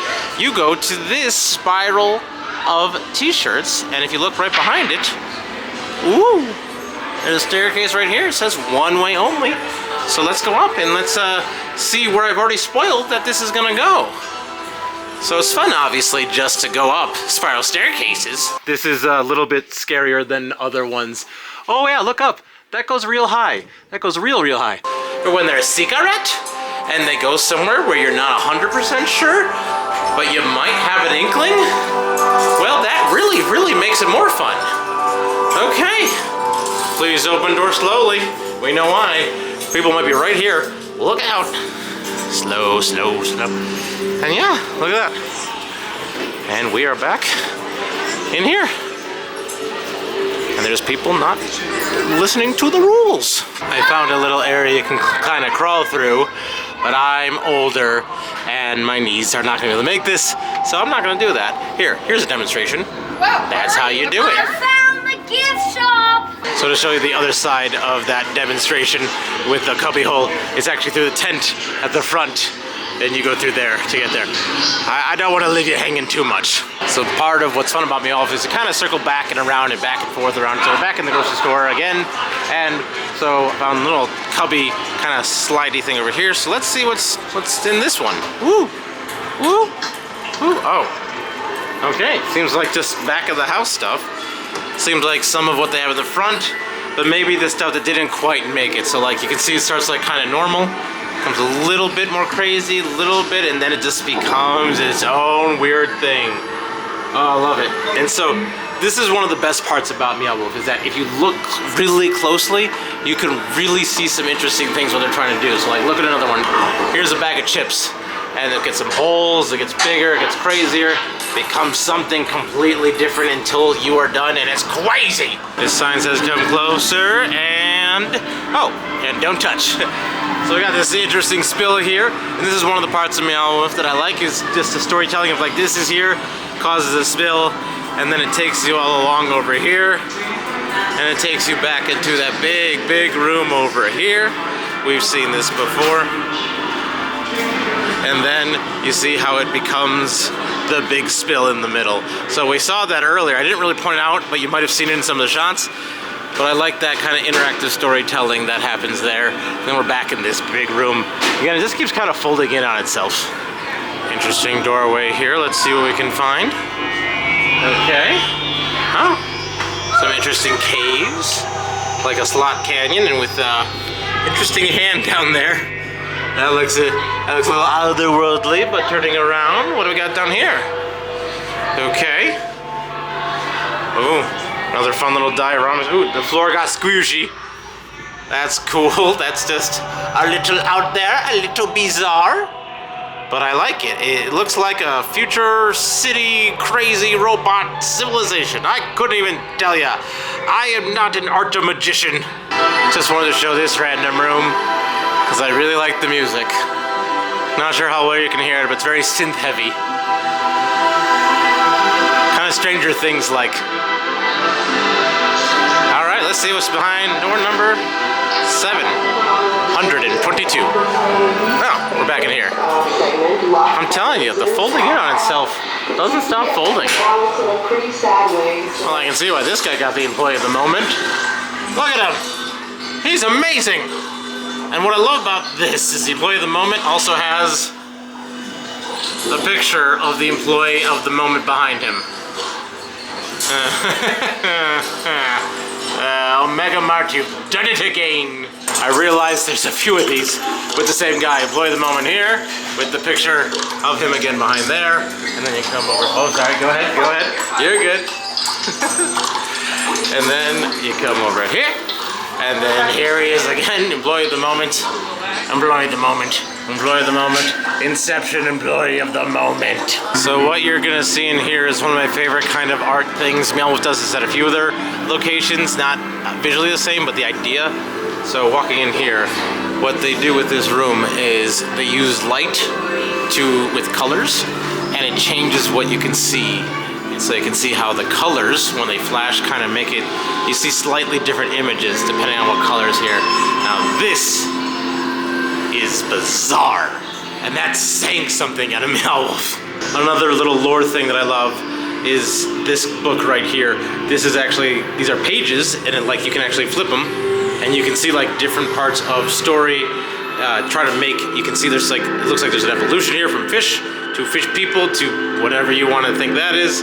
I just like that there's some interesting things here that if you want to flip through, try to decipher, figure out what's going on, there is so much for you to figure out. I wonder if that's the source. I told you about the source. This might be the source. Let's see if there's more here. Ooh, yeah, look at that. That kind of looks like humans. I see a brain. Let's see, is there anything else? And then darkness. I interpret this as darkness. Look at this interesting piece of art down here. Now this, I can't really tell what it is. I think it's some sort of kind of very organic, real world kind of waste that someone left here because they're inconsiderate. So something I don't think I'm gonna be able to easily film is that actually in this little kind of hovel here, there's a hole in the bottom right over there, and I think you can climb in that, and then I think there's kind of like a rope climb in there, and I think just because of the way I have to hold this camera, it's not going to be easy to film, so I'm not going to be able to show it. Okay, I climbed through the hole, and now I can see. It's a little easier than I thought, but there's a rope in here, and it really is stair-like, so I can probably just climb it and show you here, but I'm going to do that. I'm going to do this. This is really fun. Whew! I missed this last time I was here. This is awesome. So I'm glad I was able to show you that. I have no idea where this is gonna end up, but this is fun. This is honestly probably the coolest part that I've seen so far.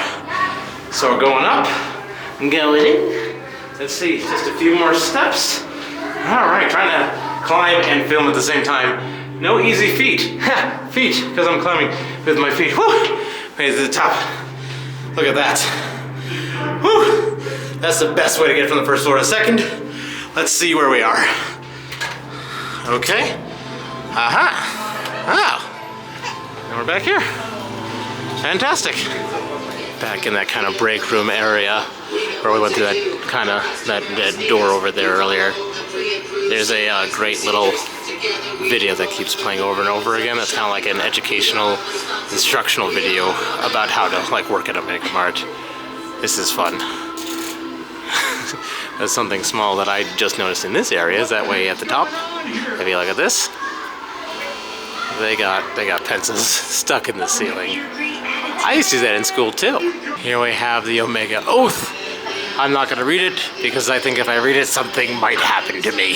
Gotta watch out for the 7 deadly pinatas. Got your pride, your greed, lust, envy, sloth, wrath, gluttony. Although that one does look delicious. So while you can actually buy all the stuff that's in the Omega Mart, they do have kind of near the front as you're leaving, they do have a sort of actual gift shop with more obvious gift shop items. So like, you know, you got a mug here. It is a bit expensive, I believe. This is $25 for this mug. But they got snow globes, some other fun things. They got the soup can camel, a bunch of shirts. And again, because Tattoo Chicken has to make one more appearance, we got another Tattoo Chicken thing here. How much is this shirt?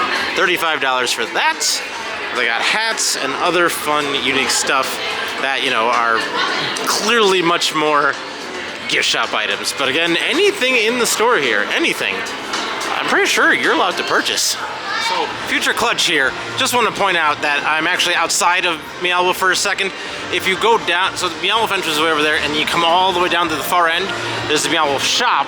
There's actually kind of a gift shop that's completely separate from the main place with a lot more kind of traditional Meow Wolf gift stuff. So, just in case you can't find what you want in there, there is a whole separate gift shop out here. Anyway, back to Clutch inside Omega Mart. So near the meats on the way out, if you go across the way from it, you go down this hallway over here, something that's not as much about the art itself, but this Meow Wolf does have its own little bar. So I think they have some fun cocktails and some interesting things here. Not every Meow Wolf has a drinkery, a bar, jeez.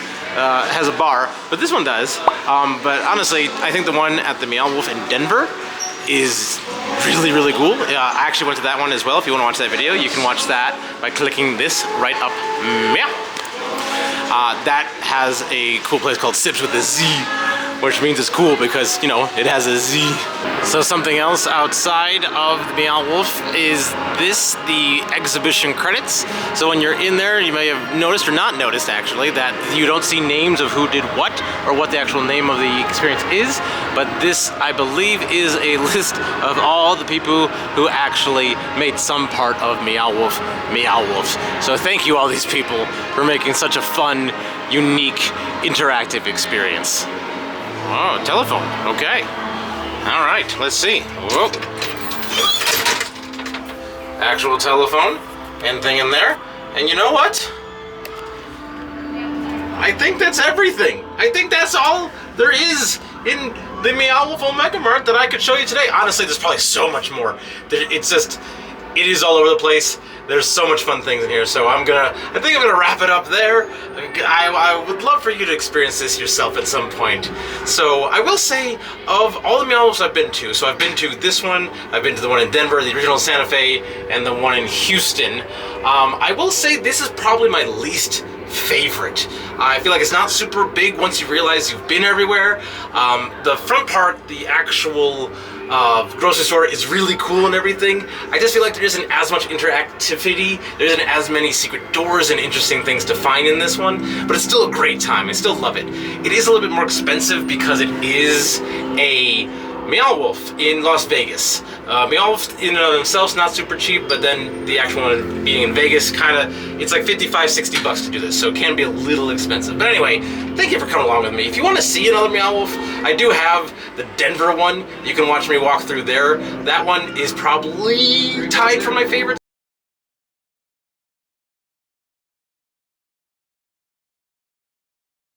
Alright, now their little door here. Oh, you might saw a peek there. Let's go see what's in. Oh boy. Here you go. This is actually one of the biggest rooms in the whole place. Hello, and welcome to Hello. I am Clutch, and I'm really excited today because I'm finally able to take you with me to a Meow Wolf. Now, if you've never heard of Meow Wolf before, these are kind of like interactive, immersive art experiences where there's a few of them around the country.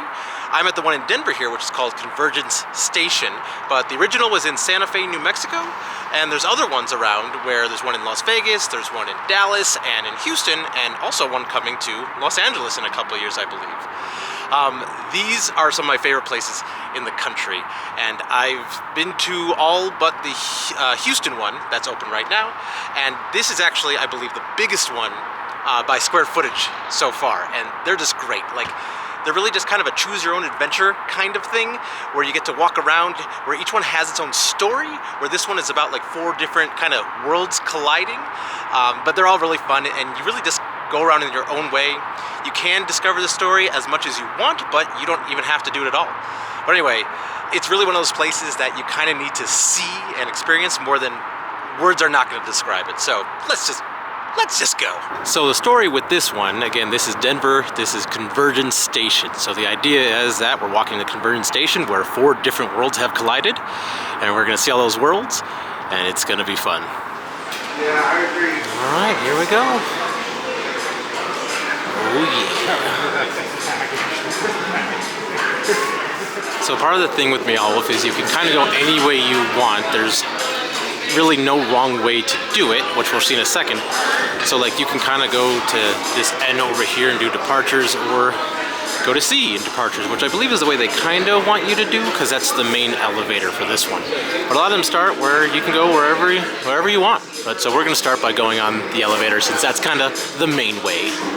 Not the right way, just the main way. 4 worlds of convergence. In a moment, you'll be boarding our Tave Route Access Mechanism, or TRAM.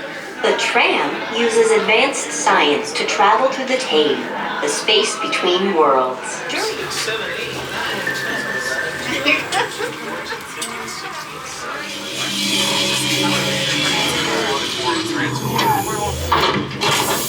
Quantum stabilization complete. Now arriving at C Street. And we begin. Okay. And now we just choose wherever we want to go. So definitely probably one of my favorite views is this first view right here to your left to go to C Street. Here we go. Just look at the level of immersion, the detail. It looks kind of normal first, but the closer you get to everything, the wackier and wackier it becomes. There's really absolutely no right way to do this. What's fun again is you can walk through a lot of these doors, you can interact with a lot of these things on the walls, things change, lights change. I love the outside yet inside feel. There's just so much fun stuff. And just to give you a little hint, one of my favorite places is down this stairwell, but I'm gonna save that for just a little bit later. Got this weird little shop full of goods and things over here. And again, there's just so much detail, like, not gonna have time to show you absolutely everything. Part of the fun is discovering yourself, but like, this is speaking. There's a little thing going on. There's just, it's fun. I love it. It's just fun to be here. Now, something I'm not doing today is involving these machines and things that have this little kind of little boop spot here. You get a card for $3 and it helps you learn more of the story of it. Now, I have done it before. It does add some extra time, but it's totally worth it because it's only $3 and it's really fun. You boop this, you get to learn more about what's going on and what exactly is the story here. So, not really showing you all that today, but just want you to know that's what these are. Got an interesting little grocery store over here where one of the other ones I think I mentioned in Las Vegas is called Omega Mart, and this is some of the stuff from Omega Mart. Don't want to really get in too many people's way, so let's try to peeking over here. If you look really close at some of these things, the words are kind of weird, like zygotes and gray cubes, and no, that's some delicious stuff right there. Oh, good, I found a map of C Street. This is gonna be no problem at all. Okay, so I think we are lost.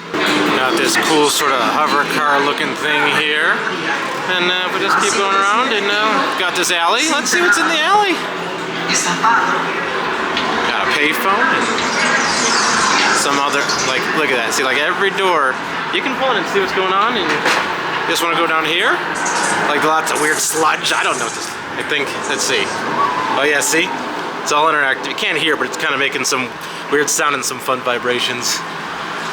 You can do it with all of them. Let's see if you can hear it. Okay.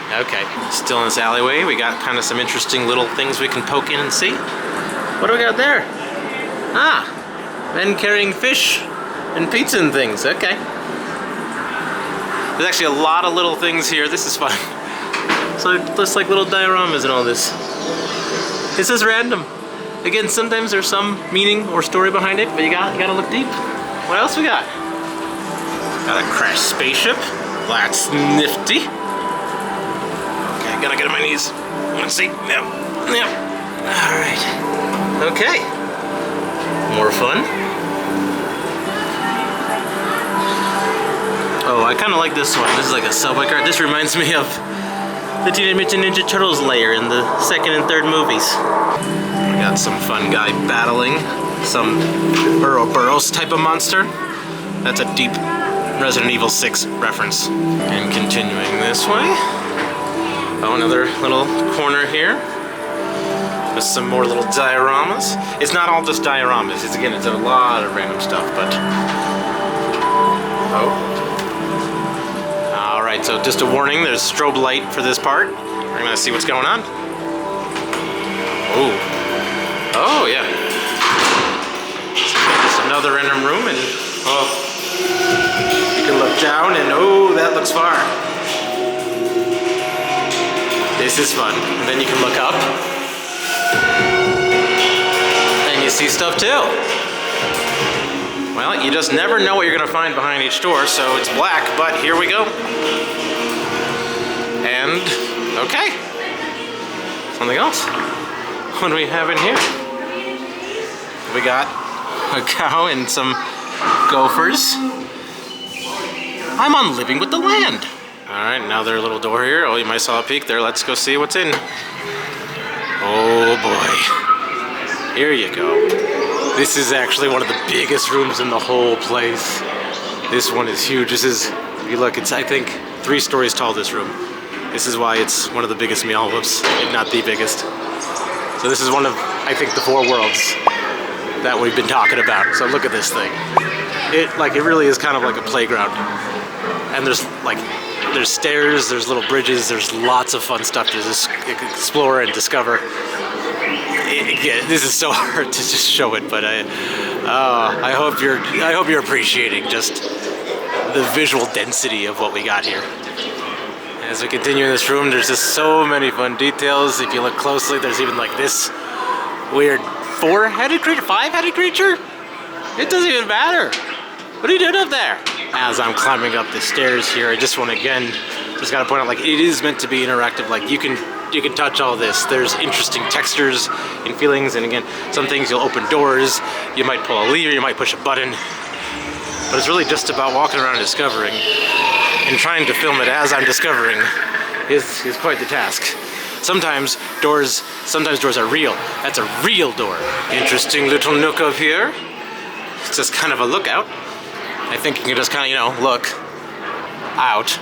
This feels like a live action I Spy, which I guess I Spy books were kind of live action. They're just photographs. But this is like being in an I Spy. That's the way to put it. Hello. Let's see what's in here. Again, it's not just dioramas, but here's another little fun thing. It's just a little bit different. Interesting. Just spotted this gremlin looking thing. I think that's what Gizmo looks like if you were to, eat past midnight. Oh my gosh. Look at this. I've walked into the inside of a giant meringue cookie. This meringue cookie is huge. Oh, a crevice. What's in the crevice? Crevice. Oh, yeah. That's exactly what I thought would be down here. So it would be impossible to give you any sort of sense of where I've been or how I've gone. It really is, again, an exploring thing, but just to give you the quickest version possible. I came through that random door, I walked up these stairs, went across that up there, and then came down back over here outside the meringue. And that has taken me, about 5 minutes. But you could go even slower. I love this. I'm not gonna explain where I've been anymore, because that's just too complicated. All right, let's go take a look inside the creepy spaceship. What do we got in here? Oh.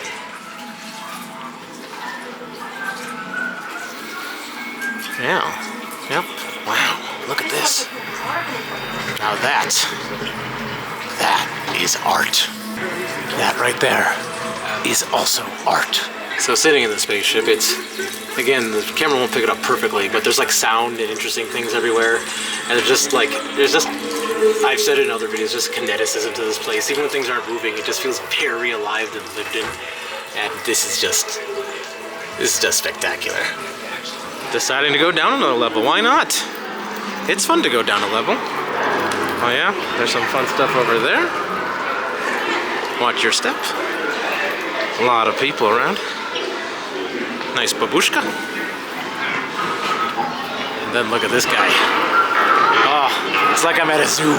I swear I'm hearing water. I'm hearing something. I can never tell if it's children screaming or if it's part of the immersive art. On the bottom floor of this big 3-story area, it's just unbelievable. It's just so dense with details and sights and sounds and colors and screaming children. Okay, let's see what's behind curtain number 1. Oh. It's me. I clutch. Okay. I know what this is. It's a mirror maze. And right now it's the easiest one I've been in so far. Like, you can really tell where the lines are, but it's still cute colors. Brother, we're all here! Finally we made it! Let's keep going. How do we get out? I don't want to bump. I don't think I'm going to bump into anyone. Again, this is kind of relative. Okay, I think this is the exit. Let's see where we are. Oh. Well, that's a room of a different color. Kind of looks like Bizarro Chuck E. Cheese. We got a Game Boy there and a Game Boy Color, and I don't know why. It makes me think of Bizarro Chuck E. Cheese. I'll take it. When you're in a really strange alley, you might as well go down the portal that seems to be askew. This reminds me very much of the video game Control. Well, it's hard to film and walk. Okay. Oh, we're back here. I've been here before. Let's see what we got here. Oh, okay. Oh, I love these kind of rooms. So these, I've seen these in other places, actually Meow Wolfs mostly. So the light in the room changes and it causes the actual image to change. So you can see how just the light changes what colors show up. I'm legitimately kind of saying that this is one I really love this kind of art. This is really cool to me. Let's see another color change here. Yeah, back to red. That's awesome. Oh, Book Lover's Paradise. Yeah, this is the spot where everyone takes pictures over here. It's a very cool book wall. Book bench? I don't know. It's very cool. So I kind of mentioned how there's like a story or things you can learn, and again, there's lots of like pieces of paper or sometimes computers or things. Like this is like this is fully touchable, where you can go through this, and sometimes it does feel a little overwhelming just how much you could read here. Like if you look at this, you could go through all of this. This is like, well, that's fun. That reminds me of Epic Mickey. I'm making a lot of video game references. Anyway, like you could read all this. This is like 10, 15 pages of like full material. Like there really is a lot of story to take in if you wanted to. So definitely haven't even seen everything in this room. I keep going in and out of it a little bit, but now I'm gonna go down this hallway over here with all these fun things. I believe this is us walking into a different one of the worlds, but this is actually one of my favorite views of the entire place. I don't know what it is, but just something about this. All of a sudden you're completely inside a building versus feeling like outside. I like the way the walls kind of are angled and stuff, but how like kind of deep this area goes. This is just one of my favorite views of the entire place. But as we keep walking in, I think it reminds me of, and I know I make lots of references, it reminds me of Return to Oz a little bit with, I believe, Princess Moby, who has different heads she can take off. If you know that reference, let me know in the comment section how much you were terrified as a child because of Return to Oz. But this reminds me of that just a little bit, and I think I like having that like kind of old haunted memories in my brain as I see this in like real life. Because like you look at something like this, it's beautiful, but it's horrifying, but it's terrifying, but it's amazing. Still looking at the beautiful, horrifying, haunting, amazing statue here, but I just want to point out how down here, this is something I didn't know before, but just a small little spoiler. Not spoiler, but like, there is a thing here to help you find, it's one of the boop things. And so that's just one that isn't super obvious. Just going back to that main hallway that I really liked for a second, because I just wanted to really point out how like, it's a lot of birds. Many birds of prey, birds of eat, birds of love. Now we see all these birds on the actual wallpaper, but if you look closer, then we start seeing actual birds up in the top here. There's some birds up there, some birds up there, actual birds in the chairs, so it kind of like almost morphs into reality, which I don't know. I just think it's neat. Just noticed another fun detail of this room, that on the floor, we got all these interesting mosaics. If you go around, there's a whole bunch of weird ones that kind of, I think, tell the story of this is the anemia world. Yes, Emian world. I can't read, I'm reading something you can't see, but there's multiple ones. It's just it's all throughout. Again, there's like a whole bunch. There's one there, there's one there, there's one there. It's really cool if you really look close. Hey, they're even on the ceiling. I didn't notice that before. I swear, this is my third time here, and I'm noticing new things every single time I come. Now, I do know they update these things sometimes, but like I don't know. It just feels new every time, and that's something that's wonderful about this place. Is it feels fresh. If you've been absent from it for like a little bit, you come back and it feels new again. A lot of rooms to check out. Okay. Yep. Creepy devil clown room. This isn't terrifying at all. I'm fine. I don't think I should show that. Alright, leaving that one to go into kind of a underwater cave. Maybe not underwater. Sorry, this made me think of tentacles. This is cool. There's like a bunch of pipes on the ceiling. This is cool. I don't even know what's going on, but I love it. And yeah, I think we kind of came from that way already, so I can walk down a little bit, but like, I think I'll just go back to where I was before. But, oh, there's something over here. Why not? Why not? All right. Again, you just keep exploring. You have no idea what you're gonna find around every single corner. Looking closer at these kind of pipe things, I didn't realize even in the middle of them, they're kind of like, it looks like it looks like paper, but it reminds me of jellyfish for whatever reason. Just kind of has this kind of otherworldly glowing vibe, and just, that explains why I felt like it was a sea creature thingy. Out of the cave and into kind of a Subway Gringotts kind of thingy, but white instead of green. Oh, if you look closely, these are all books. That's awesome. And you look closer, these are televisions. Again, the details here are amazing. This is just so cool what there is around here. It just keeps going and you have no idea what you're gonna find. Ooh, is this a door? Is this a door? Can we go to this? No. That is locked. Monorail. Monorail. Monorail. Monorail. Monorail. Monorail. Oh, jeez. Just another interesting hallway full of like, it almost feels like it's machine parts, like computer parts, but then it's also like in a quartz cave. I just like the juxtaposition of this. That's cool. Snakes. Why did it have to be snakes? Skulls. Why did it have to be skulls? Kind of sort of nautical room here. Let's see. Ooh.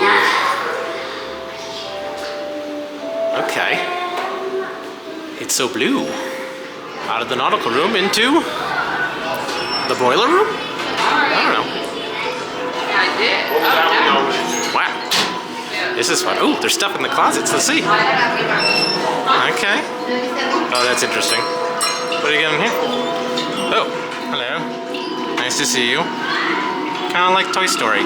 So I'm telling you, I did not remember that it was so much what feels like looking in windows and like dioramas, but here's more. Here's more. Okay, a bunch of little guys working on phones. That's fun. Then over here. I don't know, I think these are fun. These are all random and interesting.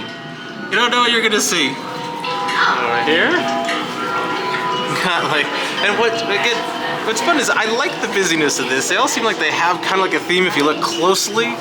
Like this feels like electrics and things like that. But what I really like is how it's just like all part of this boiler room. I just think that's interesting. Like all those pipes are cool. Everything's cool. Cool, cool, cool, cool, cool. I think it's time to go a different way into the Pizza Pals play zone. Oh yeah, that's not what you expected to be behind that door. I know that. So I mentioned it before, but this was a different way to come into basically my favorite thing. I talked about Bizarro Chuck E. Cheese before. This is the pinnacle, the zenith of basically Bizarro Chuck E. Cheese. I love it. So in this place, they have these videos. They have a lot of things that kind of really sell the idea of the place. And I wish. They're pretty long. They really went into it. They got them on a few different screens over here as well. I have some over there, and some over there, and it really tells you, really sells the idea that this place is real or was real. And I wish they kind of had this on DVD or Blu-ray because modern or streaming, I don't know, something, so that I could really learn more about it. It is just fun. You can stand there and watch it for a while, but it does take a while to cycle. I mean, this is like the terrifying apple tree thing that used to be at McDonald's, if you know what I'm talking about. Oh, there's a button. Let's see. Can I? Oh. Need help against my will. Oh. Go get a shovel. Okay. What about this one? Let's see if I push this button. Oh no. Oh no. I wish you hadn't pushed this button. Oh god. What'd I do? What'd I do? Oh my gosh, I need this as like a table cover for my next birthday party. Oh my god, I love it. I love it, I love it, I love it, I love it, I love it. As we say on Hello, I'm Clutch, always read the plaque. Even if it's about a fake entrepreneur who made a crazy Chuck E. Cheese knockoff. Apparently this fellow's name is Za. I'm seeing that now. Didn't realize that was the case. I learned that because if you look close at the box, you can see they have all the different names of the people. So we got Za, we got Salad Barb. I think this was my favorite. This is DA Breadsticks. You know, that's the mascot every kid wants when they go to a fun pizza place. Now across from Za, if you look a little bit closely, there's this little ball pit down here. And who might we have in there? Oh my gosh, look at that. None other than the man himself. It's DA Breadsticks. What are you doing in there, DA Breadsticks? You silly, silly DA. And this fellow's known as Hungy. He runs with Pizza the Hut. But if you look at the bottom here, he's got some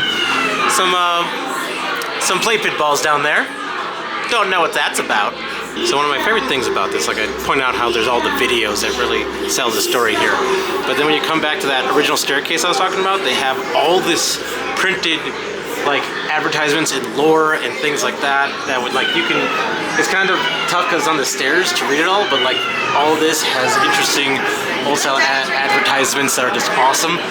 And I'll kind of try to show you some a little bit closer, but like I love this one in particular. It feels like their little gimmick was the pizza mountain. It's beautiful and ridiculous. So it might not be the clearest, I'm gonna try my best, but I just want to show you some of these things. So you can like pause it to really see, like we got an Apocalypse Now parody, but there's all this fun stuff. There's just like, if you remember like reading for Pizza Hut used to, if you read and you showed it, I believe you get like free pizza. Again, my favorite DA Breadsticks. I don't know why. Something, I'll book you for excessive shopping. Beautiful. Like kind of a little kid's kind of playmat it almost looks like. There's just so much stuff here. Like that we have, again, like trying to add to the lore of the guy who like made this place, magazine covers. I think this is all amazing. I'm kind of filming this all for posterity so that I can look at it later, but now you can look at it too. Just some more of this here, like all this stuff. There's so much crazy, just we're building things. Look, even got some coupons, that's great. And a whole menu here. This feels a little bit perverse, but whatever. That really grates my cheese from Salad Barb. Following the rules is cool. I can't even begin to express how much I love this part. It is a little hard to really take all this in because this whole thing is on a staircase. Like, I just want to point out this in particular. I think part of what makes me love it is it really reminds me of Showbiz Pizza and like the style of that, and it's emulating that, probably even more than Chuck E. Cheese. And this is my favorite part. That's why I've just been showing you everything. And again, it's just unbelievable, this section. But now that we're done with Pizza Pal's Play Zone, where are we? Oh, if you remembered, we're back at the top of the stairs.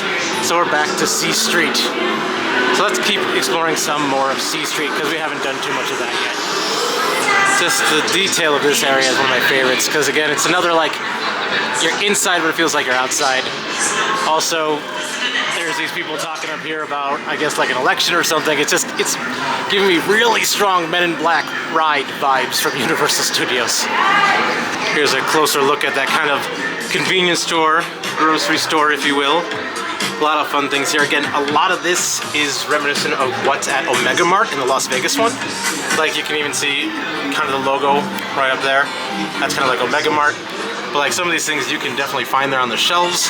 My favorite being this one down here, Tattoo Chicken. They have at Omega Mart, they have like actually like a whole chicken covered in tattoos. It's hilarious.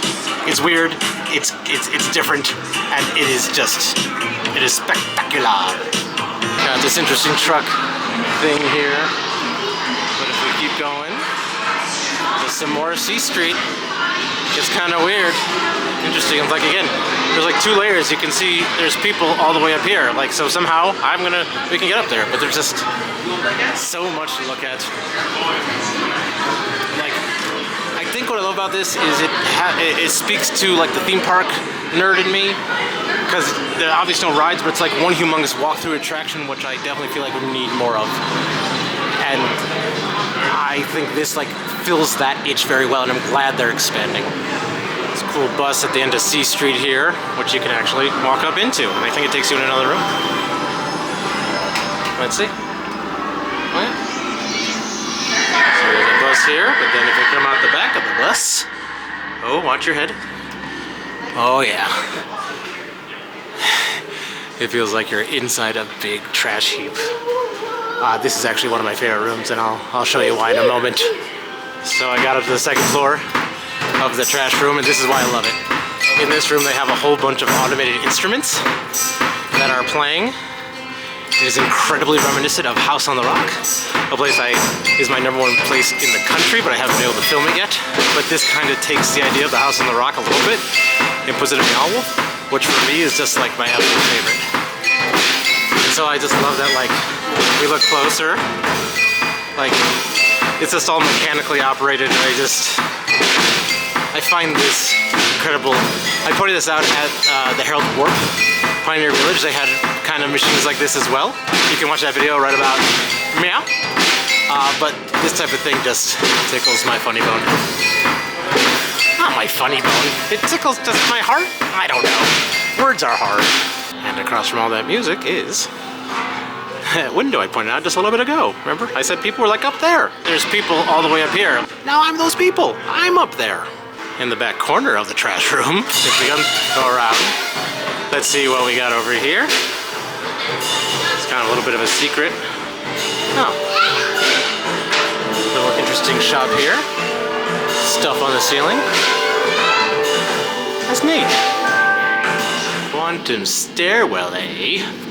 Interesting. What could it be? Ow, ow. It's just a regular stairwell. Ugh. Ugh. This one's a little weird. Okay, where are we going? And we're back here. See, it just keeps folding back on itself. Okay. I'm up here. Oh, that makes sense. Okay. Keep going. I just noticed that at the bottom of the big kind of like spaceshipy thing in the middle of the big room, there's another little thing in here. I completely missed this. So here it is. Ooh. Under the sea. Under the sea. Darling, it's better down where it's wetter. Take it from me. At times, this section feels a little bit like Dr. Seuss. I mean, look at this guy. That's kind of Dr. Seuss. And then we saw this guy before, but look at him. He's kind of Dr. Seuss. And that one over there, that one's kind of weird. I'm gonna say that's more of a Mr. Seuss. So this one's interesting. This one's really fascinating. So see this right here? See that? See that? That is called a clutch. This one is a very unique kind of thing. It's hard to really pin down what the clutch is, other than silly, sometimes funny, but mostly just kind of a kooky creature thing. And this bit is not great.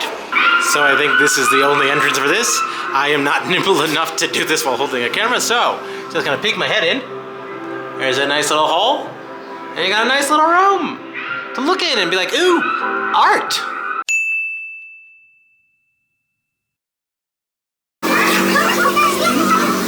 I love these things. I have no idea if this is going to show up on camera at all. We shall see. Well, that's no way to get ahead in life. Okay, so I don't want to become this, so let's keep going this way. Yes, that's what's down this hallway. Just gotta be careful when you're going through doors so you don't smack people. And oh, we're back here. My favorite room. I might have done that on purpose. Got this cool kind of like boat home. Now you can climb up. So let's climb up. Wait. We'll check in there in a sec, but let's go all the way up. Oh, okay. I hope there's a tiki bar up here. Dude. Oh, that's a big satellite dish. Wow, that's a big satellite dish. Cool. Hey, it kind of does look like there's a tiki bar up here. This is cool. I have a Mai Tai, and a Mai belt, and a Mai suspenders. I'm a boat captain. Howdy, howdy, howdy. Came back downstairs. Let's check what's actually in the boat house. Oh, it's a house. In a boat. It's got a light tiki vibe. I kind of like it. That's cool. Wow. Ooh, cryptids. Yeah, it's well done time that I gotta rest because I'm tired. I need to sit down. taking the show. Let's see what's going on in the show today. Well, same show they've been doing for 44 years. Every time I see one of these, I can't help but think of that scene from A Bug's Life with the flies going to no, don't go to the light. I can't stop, it's so beautiful. I just love this little detail of the pumpkin bag full of leaves in the trash pile. That's great. I like that one. All right, enough of this trash room. Let's go behind these car wash flaps. Let's see. Oh, okay, I see. Oh, look at this. It's mechanical. Got some more car wash flaps. Ooh, oh, this is one of my favorite rooms. I love this room. Again, dioramas, but like it's all mechanical kind of stereo equipment or radios. I feel like I've expressed in some other videos how I love old kind of like TVs, radios, just old technology, and they've repurposed this into like, there's little scenes in all these. There's a zoo. This is amazing. Oh my gosh, there's way too much to show in here, but this is one of my favorites. This is easily one of my favorite rooms. This is so cool. Oh my god, there's so much to show. I did not think I'd be showing so many little windows into dioramas, but I'm doing it now. I could either make a Twister joke or a Wizard of Oz joke. I'm gonna make no joke. Hey, I found Bigfoot. I found a Nintendo 64. I'm finding so many Nintendo consoles in here. I feel like I'm seeing a theme. So if you go up, you get like planes and clouds and things like that. And as you come down, it gets more like land-based. And then it becomes, you know, more like cities. And at the way bottom is more like fish aquarium, sea. So it's kind of, I think this is a representation of Earth. I'm very smart with art. Back on C Street, but now let's try going to the laundromat. Just a normal looking laundromat. There's probably nothing weird here at all. I mean, just pretty, oh, we can push buttons. Let's see, what's gonna happen, Hey, nope, lights up, nothing there, but how about this? Lights up, nope, nothing there. Anything here? There we go. That's what I was looking for. I was looking for a spinning one, yes. I'm now seeing this as teeth, and so I shall end this clip. And then next to all the laundry, we obviously got kind of a dispenser with detergents, bleaches. Let's see, maybe we'll get this one right here. Oh! What is this? What's going on? Oh, this is evil. I've now entered some interesting sort of lab with creatures and looks like experiments, and it's making me think and feel things that I don't understand. We're now above C Street on one of the little catwalk areas, and if you look now at the top, there's lots of interesting things. If we zoom in over here, we got some interesting plants and stuff, but like you can now see some of these signs a little bit. Oh my goodness. The Panopticon, that's another Control reference. 2 in one day, how lucky are we? It's just fun to be up here and to be able to like look over where you were before and, you know, see where you try to figure out how to get there and then you're there. It's just, I love this place. With all the touching and the things, it's nice that they have free hand sanitizer. Hey, look at that. Yes, ooh, this is hard to do with one hand. Ooh. This is definitely quite liminal. Even with the 2 people in there, it's still liminal, which is fun. Oh yeah. Let's see, and then you look back. Ooh, a little bit different in color. I'm watching where I'm walking. You watch where I'm pointing. Ah, yes.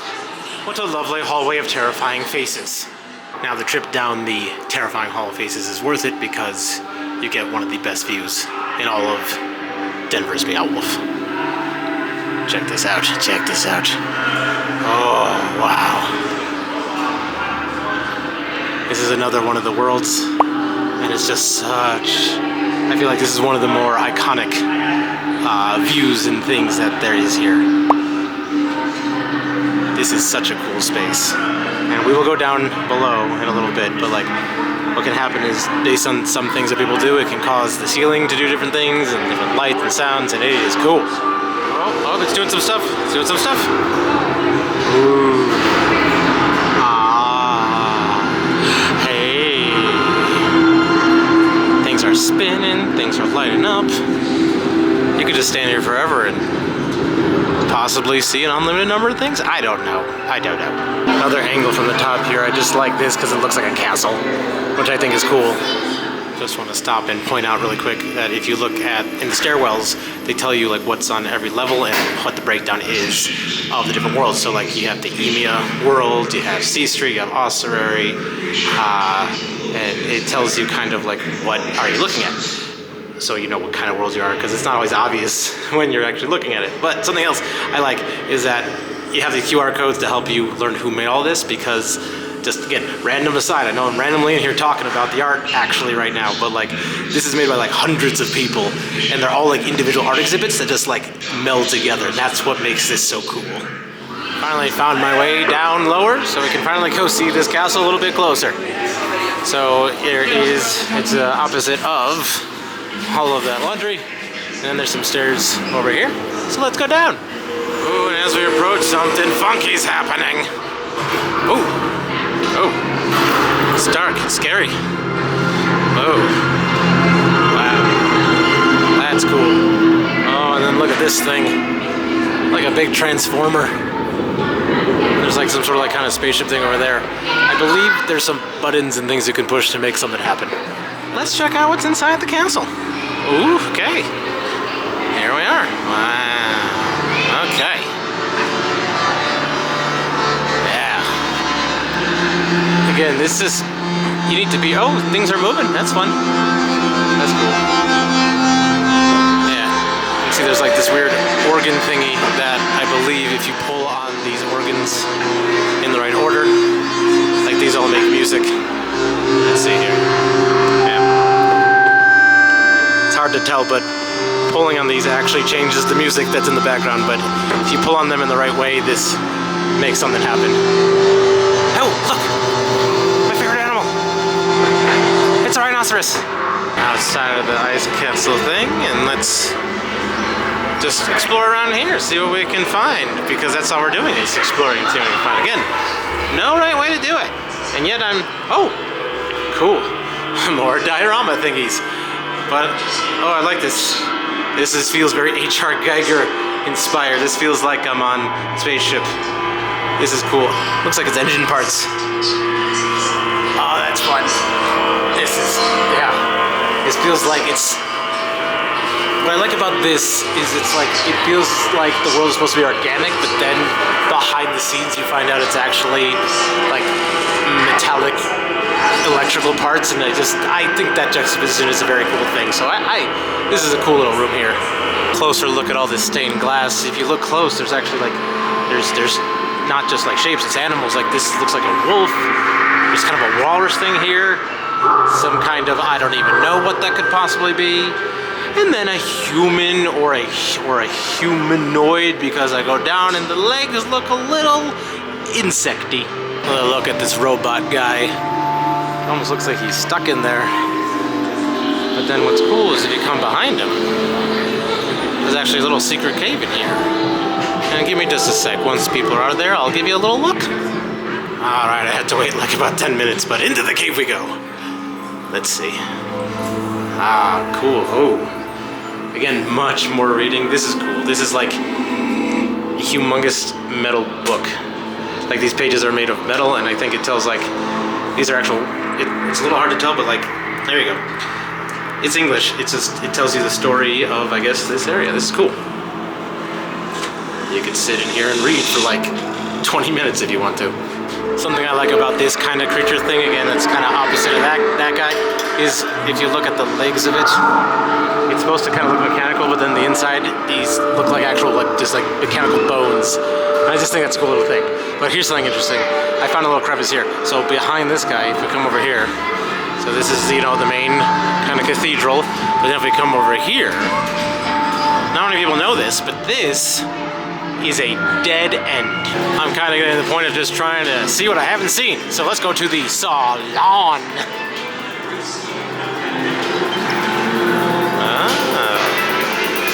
It's salon. Huh. And here's some fun stuff. Oh, this kind of looks like my shelves at home with all my trinkets and tchotchkes. A lot of fun things. Ooh, another video game reference. There's a PlayStation controller. I'm finding them all in here. And then in the back of the salon, there's a door here. Oh, someone's gonna open it. All right. And, ooh. And we seem to have found a control mode of the place. Well, that's creepy. Everyone's been watching us. Oh.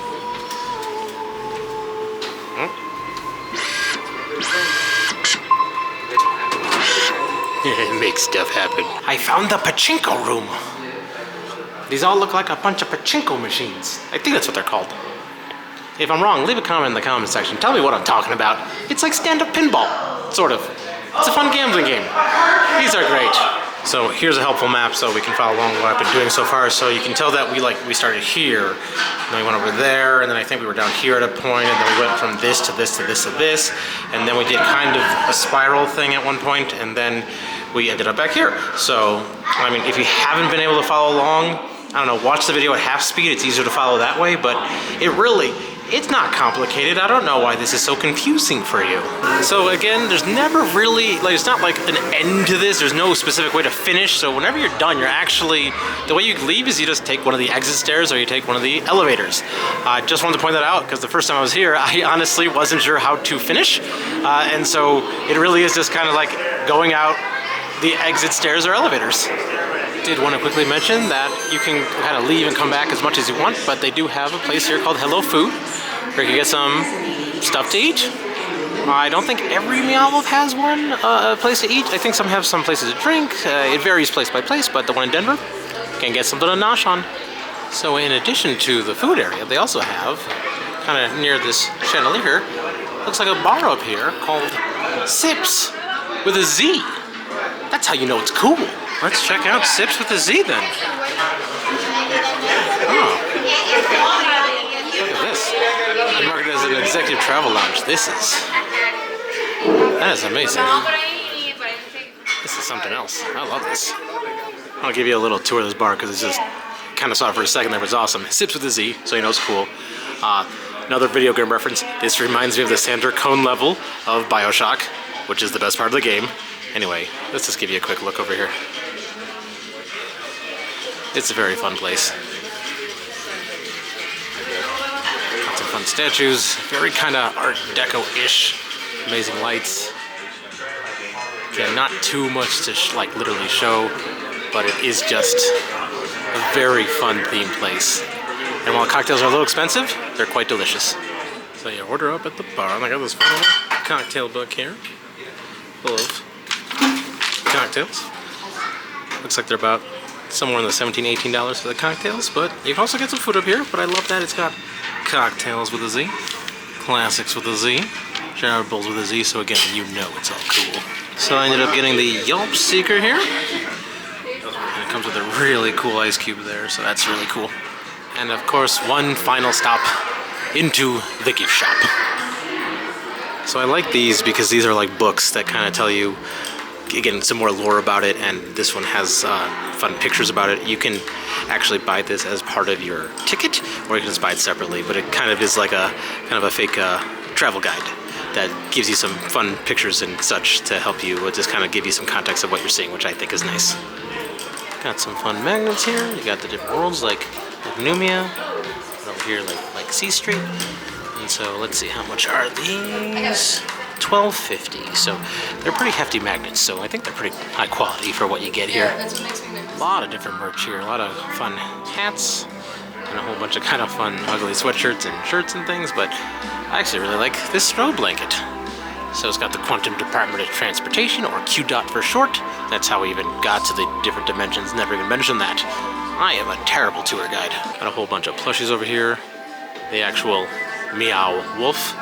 Just really quick fun fact about why it's called Meow Wolf. Apparently, they literally put words in a hat and pulled out two, and pulled out Meow and Wolf, and that's how they came up with it. I'm not kidding you. That's a real thing. And one more thing up here. You got Za. Classic Za.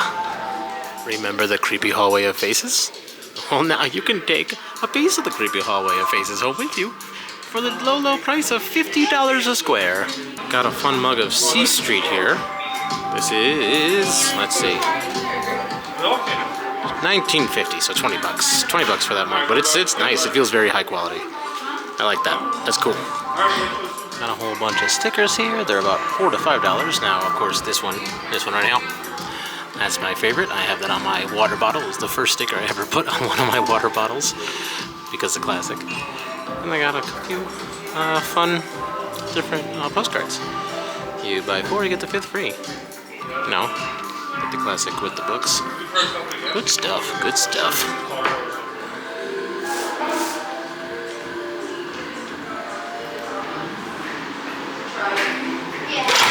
If you'd like to learn more about our cute... So thank you for coming along with me.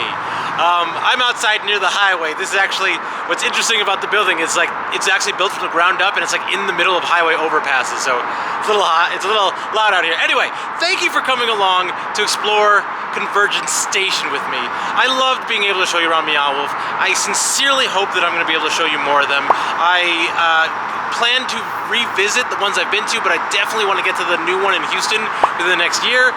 But I'm so glad you took the time to come along this journey with me.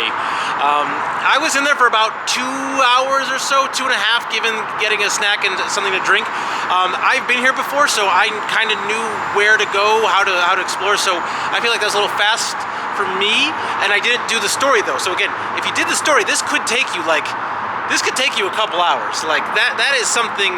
Well, it took me a couple hours. It could take you like 3-4 hours if you really wanted to fully explore this thing.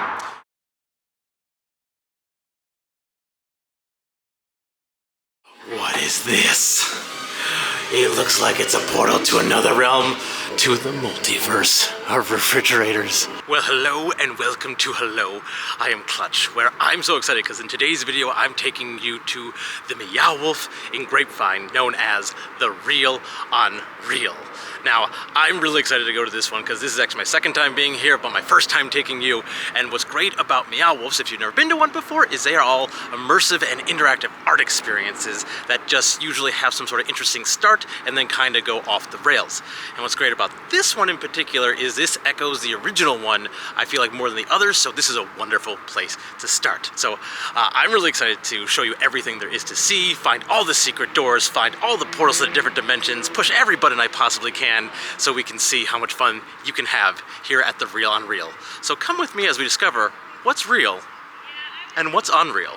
So something special about this Meow Wolf is that this Meow Wolf is actually in a mall. So this is a repurposed space, and I love when they do that. So again, it kind of echoes the original one, where the original one is in an old bowling alley. And so that's something I really think is awesome. Now, this is the outside of it. You can, I believe, access it from the outside, but there is also a facade on the inside. So I'll show you a peek at that as well. And then here's that look on the mall side. So if you're in the mall already and you want to enter the Meow Wolf, it is this big fun facade here. This facade is actually quite awesome. So I don't know how to really, because I came from the inside, I don't know exactly where I am. So there's that way in the mall, and there's that way in the mall, and then here's the Meow Wolf in the mall, and now you know. Anyway, let's get to the actual attraction.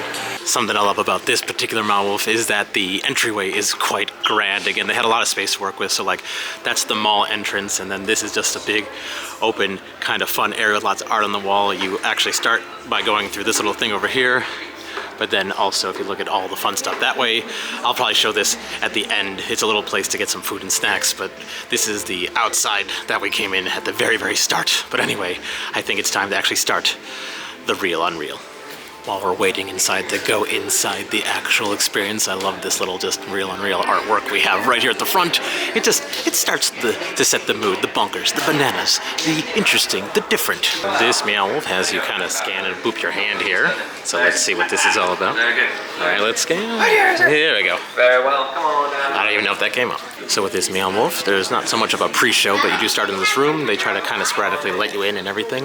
One thing I do want to mention is they have an app.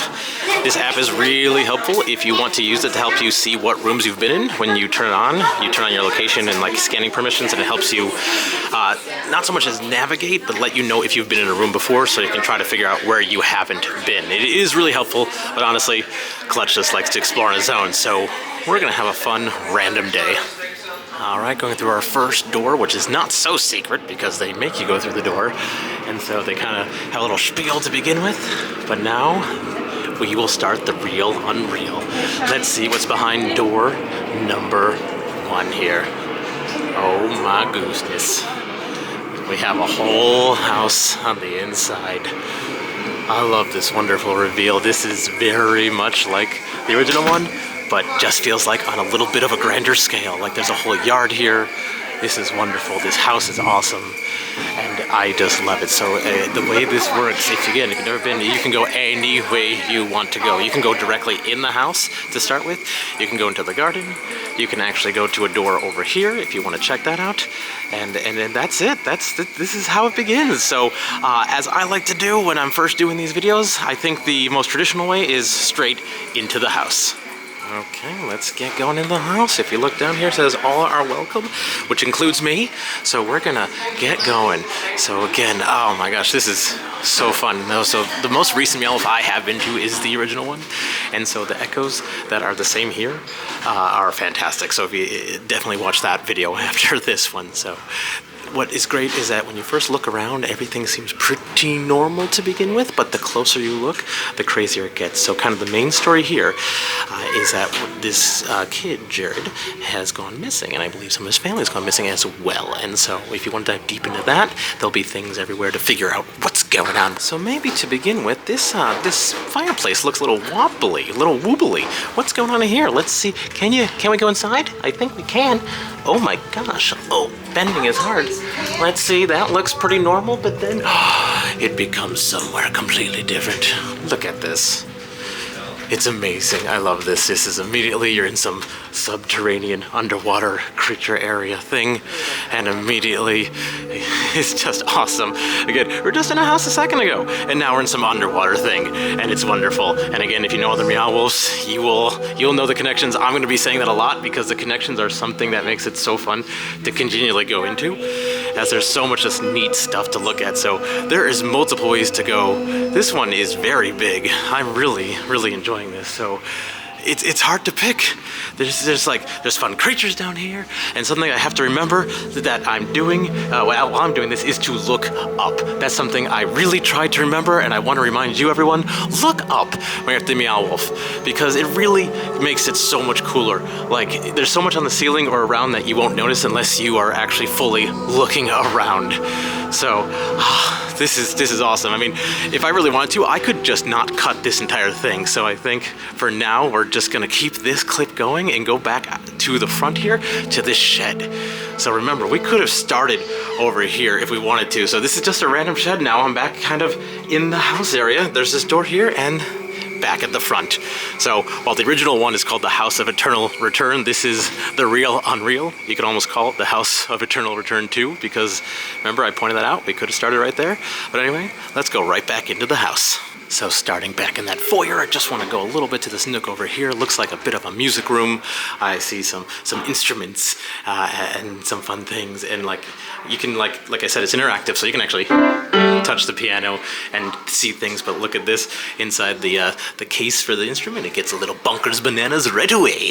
And then one of the fun things in this very first part is this door right here. You can kind of see it crack already, but it is a bit of a secret door. And if you look down here, now I'm a full-size adult, so you can get on your hands and knees and crawl into this and see what we got. But this really hurts my knees, but we're okay. We're okay, we're doing good. And then we're just in a new room, and it just portals to different worlds. Okay, I crawled back into the house. It was not so much a dead end, but it was hard to get out the other way, so I'm going now into the kitchen over here. I'm gonna see what we got going on. And here we got, just looks like a pretty normal living room. Actually, this is a relatively normal living room. Nothing too crazy yet, but anyway, they do have a lot of things for Ruby's garden, so that's something to maybe note. I don't know. But something to point out, well, here's got this computer, and these are actually like interactive things where, again, if you want to learn the story, like you can play these? I don't. Oh, there you go. So basically, if you want to learn and dive deep into the story, you can go through these different computers. Or sometimes like there's a book with things to. Let me show you this. Whoa, I'm caught on the chair. Caught. Okay, let me show you this. So like there's a little get well soon card, and you can open that up, and you can see. Whoa. Oh my gosh, I'm a lefty, so this is hard. So it just like kind of helps teach you some of the lore and the things, and you can go through this book and try to learn and maybe decipher what's going on. Again, I'm not as big about going through the actual, hold on, I'm gonna talk to you. Hello. I'm not as big about going through the actual like story and stuff. I think it's cool to do, but it adds a lot of time if you really do it, and it's sometimes a bit like obtuse, but it's a lot of fun. Anyway, I just want to show you that you can do that. I'll point out when it makes sense though. So here's the kitchen area, which again looks relatively normal, but you can see kind of in the corner there, if you open up the drawers and things, there's some crazy stuff inside. But again, this fridge seems incredibly large, incredibly interesting. Maybe we should see what's going, if there's anything good to eat. What is this? It looks like it's a portal to another realm. Maybe to another refrigerator? What? We seem to be inside. We went from outside a refrigerator to inside a refrigerator, and now we are going to the multiverse of refrigerators. This is one of my absolute favorite rooms in all of Meow Wolf because it subverts expectations if you know the original one. So you think you're just gonna go somewhere a little bit simpler, but then it just becomes crazy. I love this room. I love that reveal.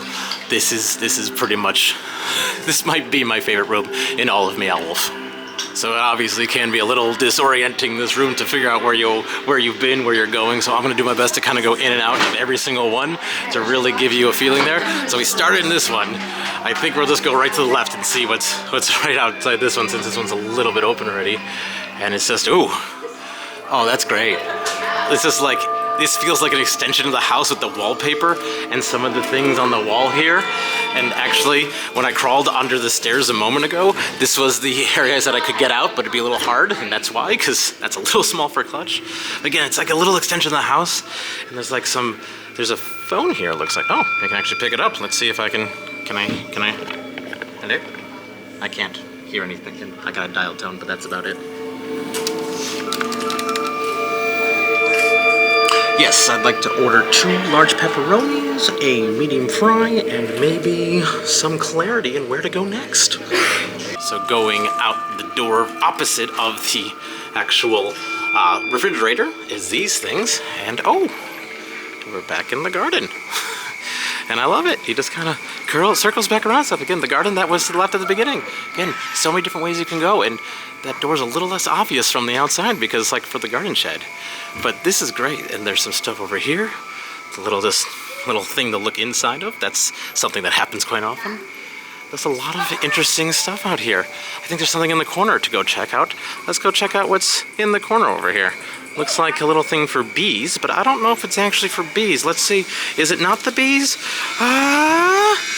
Not the bees! It's not the bees! So again, just gonna go back into that refrigerator portal room, but I wanted to point out that it says Bermuda on there. Part of one of the big things in the original Meow Wolf is that the refrigerator connects to basically a trans world company that gets you to different vacation spots called Portals Bermuda, and so this is Bermuda, and I just love that. Anyway, let's go back inside and see the party going on, and let's check out the next door over here. See what's in this one. Oh, okay. Ooh. See, this is what's great about Meow Wolf. Every doorway, everywhere you go is absolutely different. This feels now we're sort of on another planet. Again, you look up, it's got some weird creepiness. And something I definitely love is this RV. So now let's go walk into this RV over here. Really quick, before going into that RV, I do want to point back at the other side of the door. So something I forgot to say, just neglected to point out, look at the other side of the doors. Every time you go through them, there's always interesting things on both sides. Obviously, if you're coming from the inside, it'll just be, well, not obviously, I don't know yet. It'll probably be just the outside of the refrigerator, but on the inside, sometimes some wackety schmackety stuff. All right, let's walk into that RV and see what we got going on. Looks a little old and decrepit here. A lot of weird stuff on the shelves. It looks very, very old and run over. Some really interesting, fun stuff though. So if you come in here, this is funny. You got this little hot dog guys taking a bath in here. It's just a little otherworldly again. Like, it looks like an RV-ish at first, and then it's kind of, it goes off the rails. And I really do like that. So like, this is just great. Like, let me give you a big wide shot here. You can see, like, it looks like a normal RV from the other side, and then you come in and it gets a little crazy. But this is great. Let's see, can anything be pulled on in here? That doesn't open, no. That doesn't open, no. These don't open. What about these up here? These don't open. Sometimes, again, I haven't shown a lot, but things open. You can try to push buttons and see what happens. But when you look really close, there's just so much detail in all this.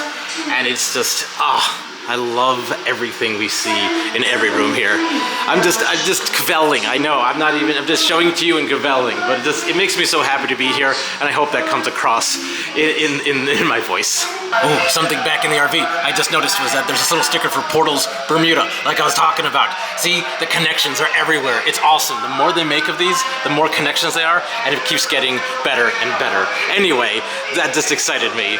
You can listen to this radio over here, try to figure out what's going on. Does that do it? Yeah, see? There you go, pushing buttons. Back to the Portals Bermuda. God, it's still, every time I come in, it's fantastic. Okay, so I think we just keep going left, and let's open this one, see what's in here, and oh, that is not what I expected. What would I expect? Oh, so, okay, I think opening this crazy one is what starts the dance party. And look, they even got a crazy disco ball up there.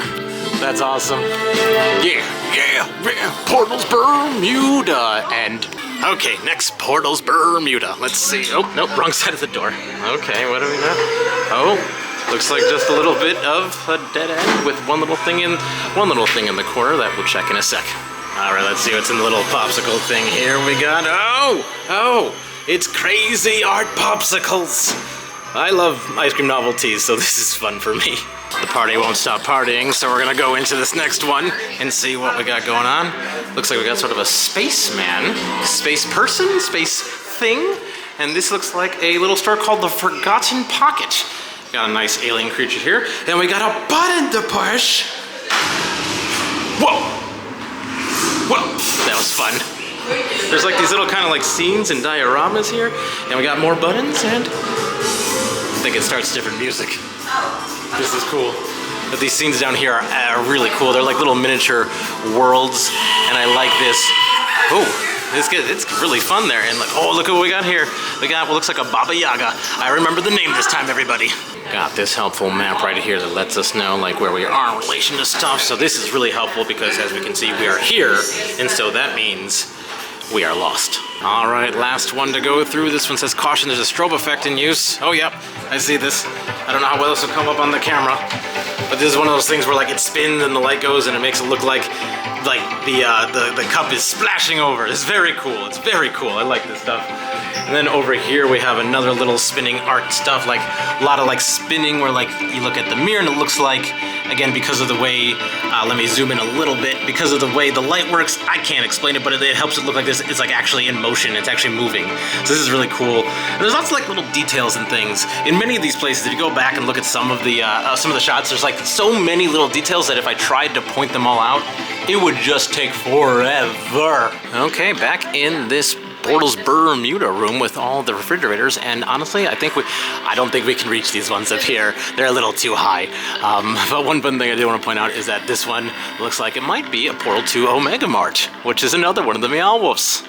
And now that we have gone into all the ones that we can reach, they all pretty much dead-ended, or you go back to the front of the house in certain ways. So I think it was these two that goes back to the kitchen proper, or it goes to the garden. So I think it doesn't say one way, so I'm gonna try going back to the kitchen and we'll explore a little bit more of the house. The backside of the original refrigerator. All right, back in the house. Let's go upstairs and see, because I feel like we've done most of the first floor now. There's some pictures on the wall here. Now at the other one, you are able to pull on one of them to get it to open. So let's see if I can find if any of these open. Is it fun just to watch me pull on pictures on a wall? Is this fun for you? It's fun for me. Oh, no, I'm just gonna break something. So I could not find any picture where you could actually pull anything on that one. But there's a little corner over here that has just some more like lore for you to look at. This is, oh, it just went away. So this is kind of, looks like it's the front of the house, and every now and again, yeah, it lights up back again. And look, it looks kind of like where we just were in that RV, so that's really cool. But something amazing about this house is that it is set up exactly like the one at the original Meow Wolf, like the same shape and everything. So this feels like, again, kind of like what they did with a bigger budget in a way. And I find that very fun. Anyway, let's keep exploring, see what we can find. So we got a kid's room in here, it looks like. I see just a lot of random stuff to see. Got a mirror. There's a clutch. Yeah, anyway. And then, I don't know, there's some, let's see, let's open some drawers, see if there's anything inside there. Clothes. Now there is a little bit of a secret closet room in here, and I say secret closet room because it's a regular closet room, but maybe there's something secret in the closet. Whoa, whoa. Well, that's fun. You know, what is weird, and I know I keep referencing it, is that if you've been to the original Meow Wolf, you kind of have some expectations because of the similar setup, and then it does it a little bit different, and that makes them both very worth going to. Back in that hallway, we got what looks like a bit of a laundry room. Kind of hard to see in here, but oh, now the camera might not be picking up great, but I think, ooh, there's a secret pathway back here. It is dark. It is. There's like some stars on the ground and on the ceiling, and this feels kind of like a haunted house because I'm not sure where I'm going. Oh my gosh, there you go. Yeah, so there's like a little secret pathway in the back of that area. This is fun. Oh, I see. So I guess this is a portal to a closet in one of the other places. But then if we keep going this way, I think it just starts to, again, it's gonna go off the rails, get absolutely bonkers. And I like how we're transitioning to something, and I don't remember where we're going. Looks like we got a staircase back down, or we can continue down this hallway. Why not continue down the hallway? We like the hallway, some interesting stuff. Oh, jeez, sorry, that scared me. That's just like a bush thing, a bush thing. So this is exit. So that might be a real exit. Maybe let's try this door. This has been a longer shot than I anticipated. We're not even in the house anymore. What do we got? Oh gosh. Where are we? Ooh. Oh wow. This is the red room. Again, it just, you never know what's gonna happen, where you're gonna go, what's gonna be next. I think this is a real elevator to get you around. And sometimes you're sort of dead ending, and so you gotta go back, and so let's go back. All right, back in that house again, trying to see if we can find anything in the, close again. Back in the main hallway of the house, something I like is if you look closely at the wallpaper, it looks normal at first, but then it's a little bit bonkers. So we got this alien guy here, which is they got a big statue of that at the original Meow Wolf. And then this is, I believe, called a Yelp, I think. So that's a creature, I think, from the lore of Meow Wolf and such. And it just, again, it's one of those things where like, it's hard for me to pick up all those little details, so you gotta come here and see it yourself. All right, at the back of the house is a bathroom here, it looks like. I see some tiles, and then, oh my God, what are you doing here? So again, no right or wrong way to do this. You can go any way you want. And I'm now kind of at the back of the house, and you can see like kind of the tile and the wallpaper is kind of like morphing, and it's getting weirder because we are going somewhere in a much more obvious portal. So look at this. We are now in the canopy of some sort of forest. This is wonderful. I mean, this is a two-story experience if it wasn't already obvious from us being in the house, but there is so much great stuff to see. Like that is just the front part, and I don't even think I saw everything yet, and there's so much more to see, starting with this wonderful, what is the word? But treehouse. Treehouses are hard to find words, so let's go inside and see what we got here. Again, they had a treehouse in the original one, and this one is a lot bigger. This is fantastic. There's a lot more room in here, some shore open, some interesting stuff. You can kind of peek out and see what we're gonna see. Something I love at Meow Wolfs is how much they kind of tease you as to what you're gonna see next, because you don't know where you're gonna go. And so you might be teased without even realized you're being teased. So I think from that tree house, I wanna go back downstairs and see what kind of things. We can see there's some other stairs over there. We're gonna probably get over there eventually, do some crisscross applesauce. But it looks like we're just in another world. I mean, look at this guy up here. What are you doing, Mr. Guy? Just being up there, cutie patootie. And then we got lots of other interesting things. Ooh, I kind of like that. That is creepy. It's kind of like, almost like the silhouette of a creature there.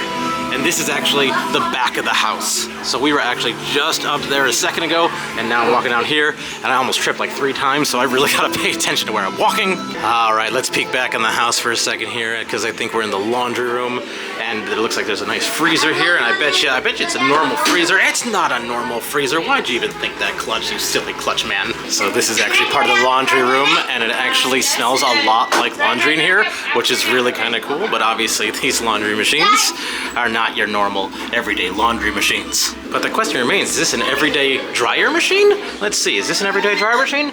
No, it's not an everyday dryer machine.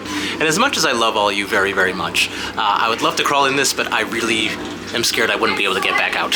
So back in that big forest room, when we look out from that laundry room that we just came out of the back of the house, you get a good kind of scope of this place and how cool it is, and how it is like from 2 floors, just awesome. And something I love about this, it's kind of hard to really get the full scale of what you're seeing here with the treehouse. But this is, and I got it right this time, this is the Baba Yaga. So basically, it's kind of like a witch bird thing. I don't know the lore that well, so I should have looked that up. Oh my gosh. But anyway, it's like you can kind of see that like the legs are of like a bird, and basically the idea is it's like a walking kind of treehouse thing. It is an awesome thing. It's one of my favorite just visual images of Meow Wolf, and this is one of the best versions of it. I can't remember if we get another better view of it, but if we get that, I'm obviously gonna show you. Why would you think I wouldn't? And we got these mushrooms here, and let's see. Oh, they kind of light. Oh, yeah. If you give them a good smack, they like to make music and light up. So across from all those lights, kind of back towards the house again, there's another little area to explore. I did not see this before. So let's see. Yeah, you're clearly at the back of the house, because you can see like the side of the house and the window. We saw this actually inside the this is, I think, the kitchen is on the other side. I don't think that can move. Anyway, but there's like slugs on the ceiling, and they got some interesting sluggy audio coming in. Let me see if I can have you hear it for a sec.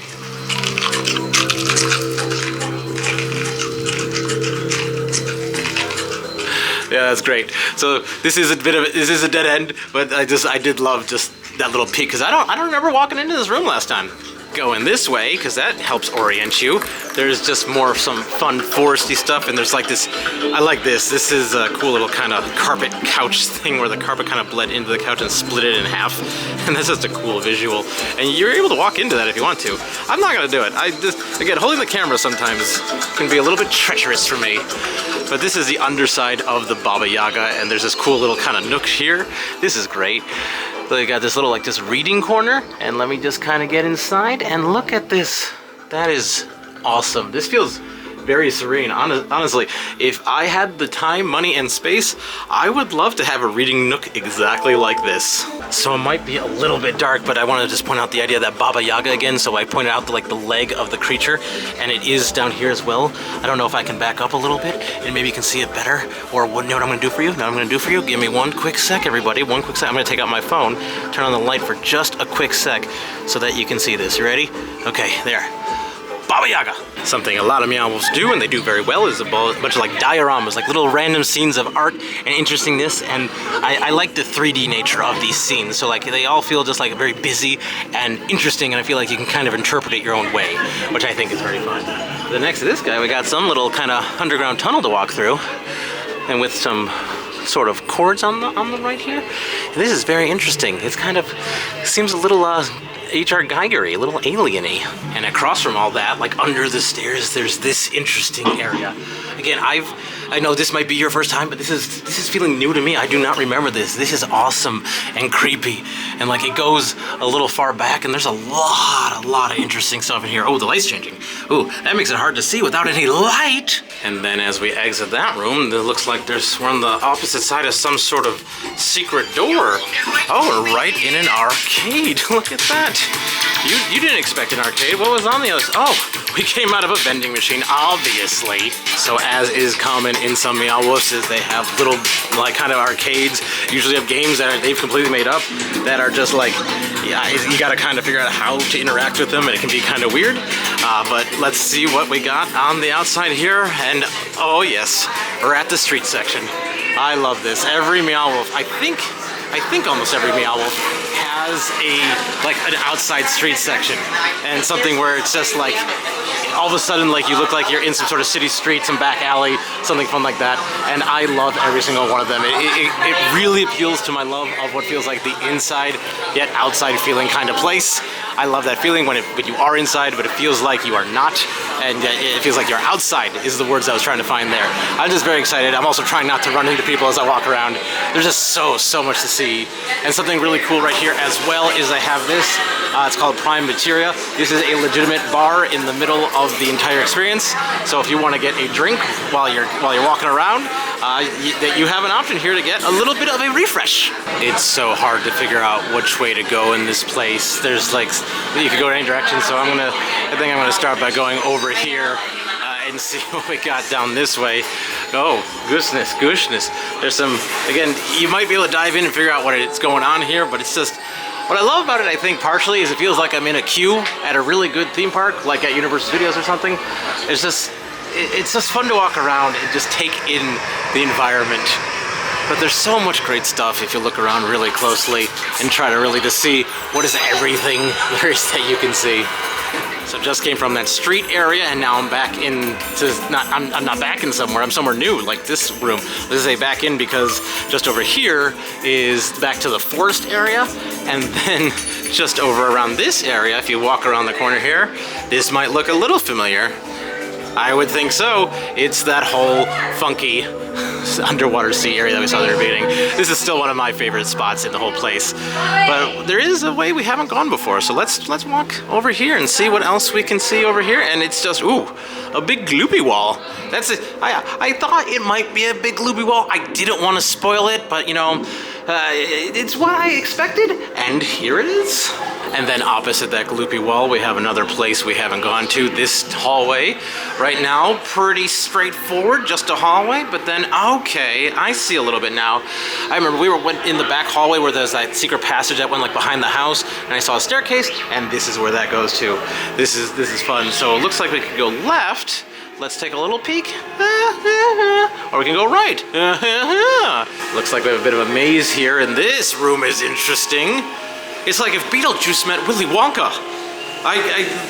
Once again, I make a lot of Willy Wonka jokes or references in my videos here. Anyway, let's see. So you come down here, and then what now? What now? I think we have to go forward to go backward. And now we have a few different choices here. We can go left, we can go right, we can go, it's kind of like, ooh, what's the name? Is it the Escher? You know what, the stairs and the upside downness, and I think it's something like that, where it reminds me of that. Anyway, there's lots of interesting stuff on the walls.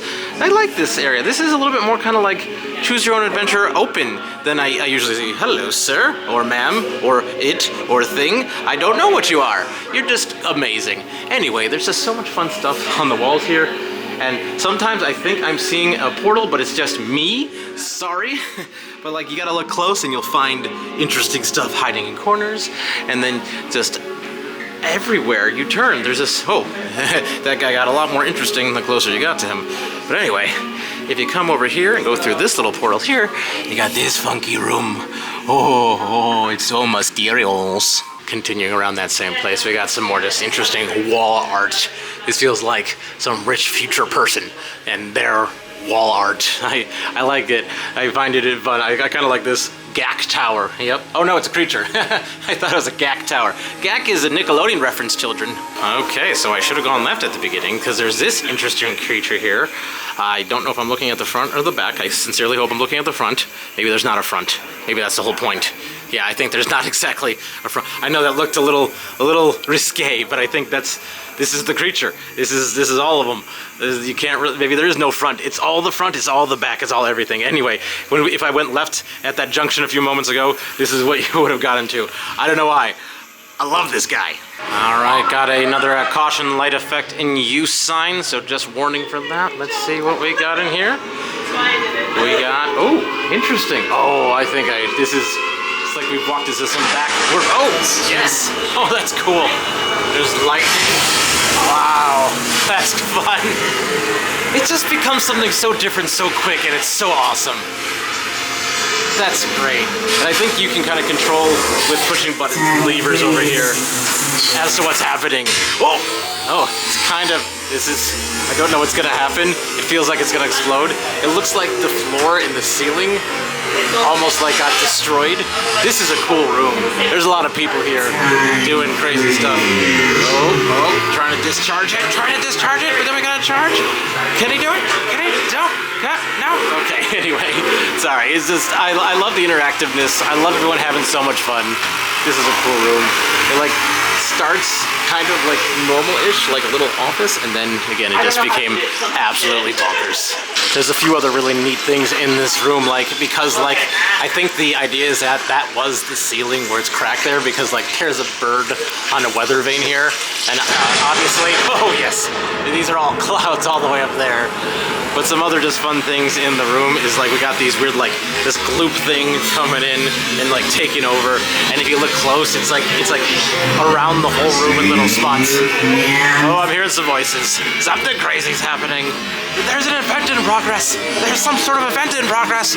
There is an event in progress. Out of that room back into where we can breathe, and we're now kind of back in that street area. So again, we kind of circled back around and we're back on that street a little bit. And so obviously, if you've been horsing around too much, you can call on the business centaur. Still in that kind of alley hallway area. If you look around, you got lots of fun art, but then way at the bottom, you got some mouse art things, little mouse bar and a mouse band. That's fantastic.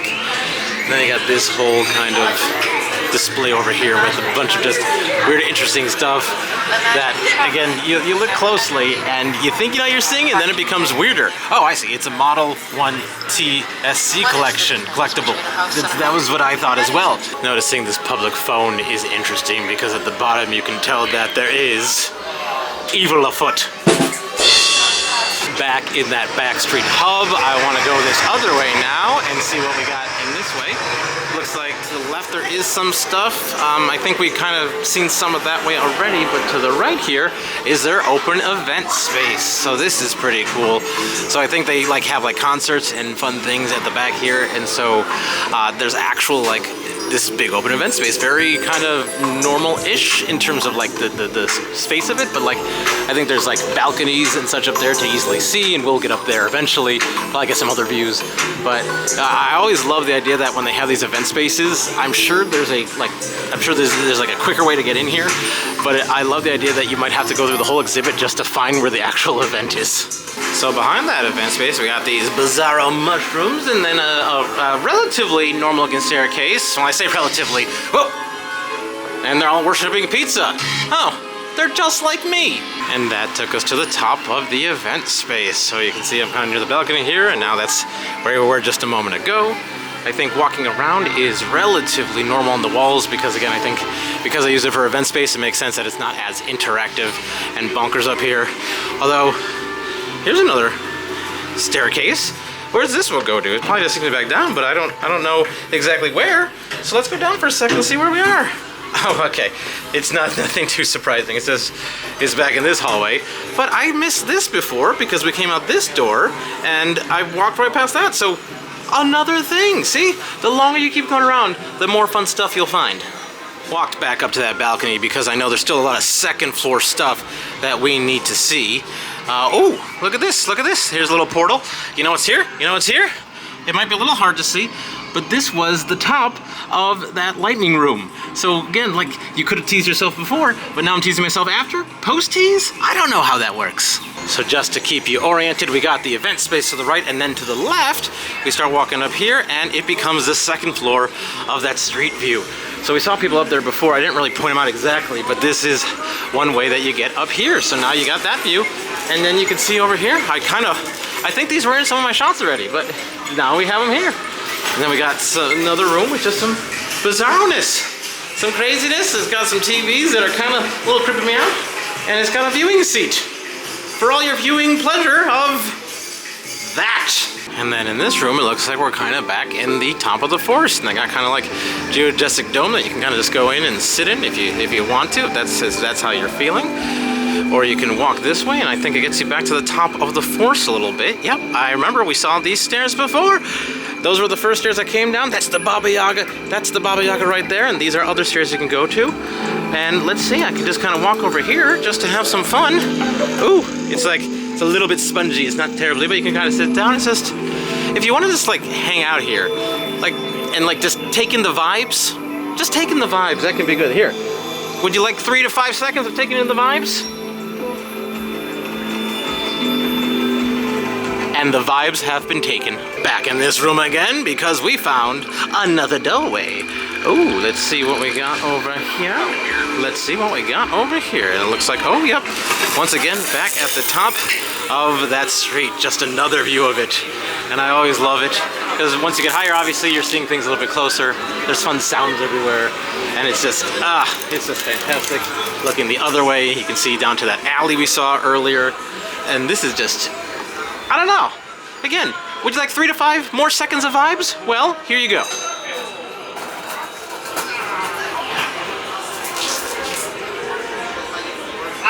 You're welcome. So across from this, the other way, it's funny, once you get new angles, you see new doors. So let's see what is in here. I'm hoping this is what I think it is. It is. This is one of my absolute favorite rooms in the entire place. I don't know if it's just in the middle of a cycle or not working, but you can see there's a lot of mirrors here. And what happens is there's like clouds and projections that I've seen in the past. Again, can't tell if it's just in the middle of doing something. Oh, I think, yeah, it might be coming up. But this one is just really cool. It reminds me of one of the other Meow Wolfs. I think the one in Houston, where there's a room full of pipes, where this one is kind of in the back corner, and this one's full of mirrors. And so this is neat. So they project stuff from projections. It goes on the wall over here, and then you see it on the mirrors. And so like the longer you stay in here, the cooler it can be, or at least it becomes fun and different. It is a really cool space. And I feel like people don't discover this one. Like, I'm in here by myself. Like, this place is getting very busy, and it's great. I will say, if it reminds me of anything, more than anything, another immersive art experience, not as interactive, but still a little bit, is something in Las Vegas called the Arte Museum. That was a wonderful experience. That, like, I have a video of that you can watch right there. Click that if you want to go check out the Arte Museum at some point. It'll also be down below in the description, but it was very immersive and serene. And so to give you maybe, let's say 8 to 10 seconds of vibes, let's give you 8 to 10 seconds of vibes.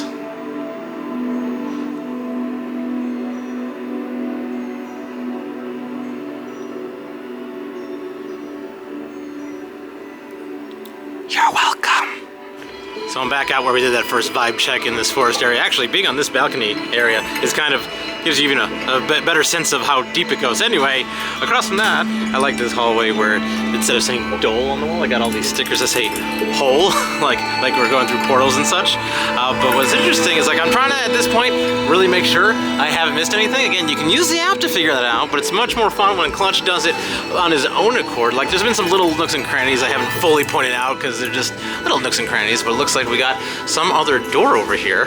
And let's see what is hiding behind this door. Oh, yep, definitely haven't been here yet. There you go. There's something different. Some just new art. And I kind of like these rose sculptures that we got over here. But anyway, let's see. We got that was a fun little place. And what's behind this one? Don't know. It's interesting. Sometimes you just start in an interesting hall and oh, this is definitely a secret hallway piano. Haven't seen this before. This is kind of neat. In the other one, there's also, oh, okay. Oh, I think I see. Yeah, look, it's kind of morphing back into bricks. We got some clothes that are brick clothes, and then, oh yeah, we're back in the house. Definitely didn't discover that one earlier. So look at that.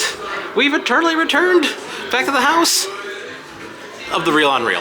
Just wanted to say hi to our friend in the toilet again, because I wanted to show you that, like, if you need to wash your hands here, this is a good place to do it because it becomes a rave.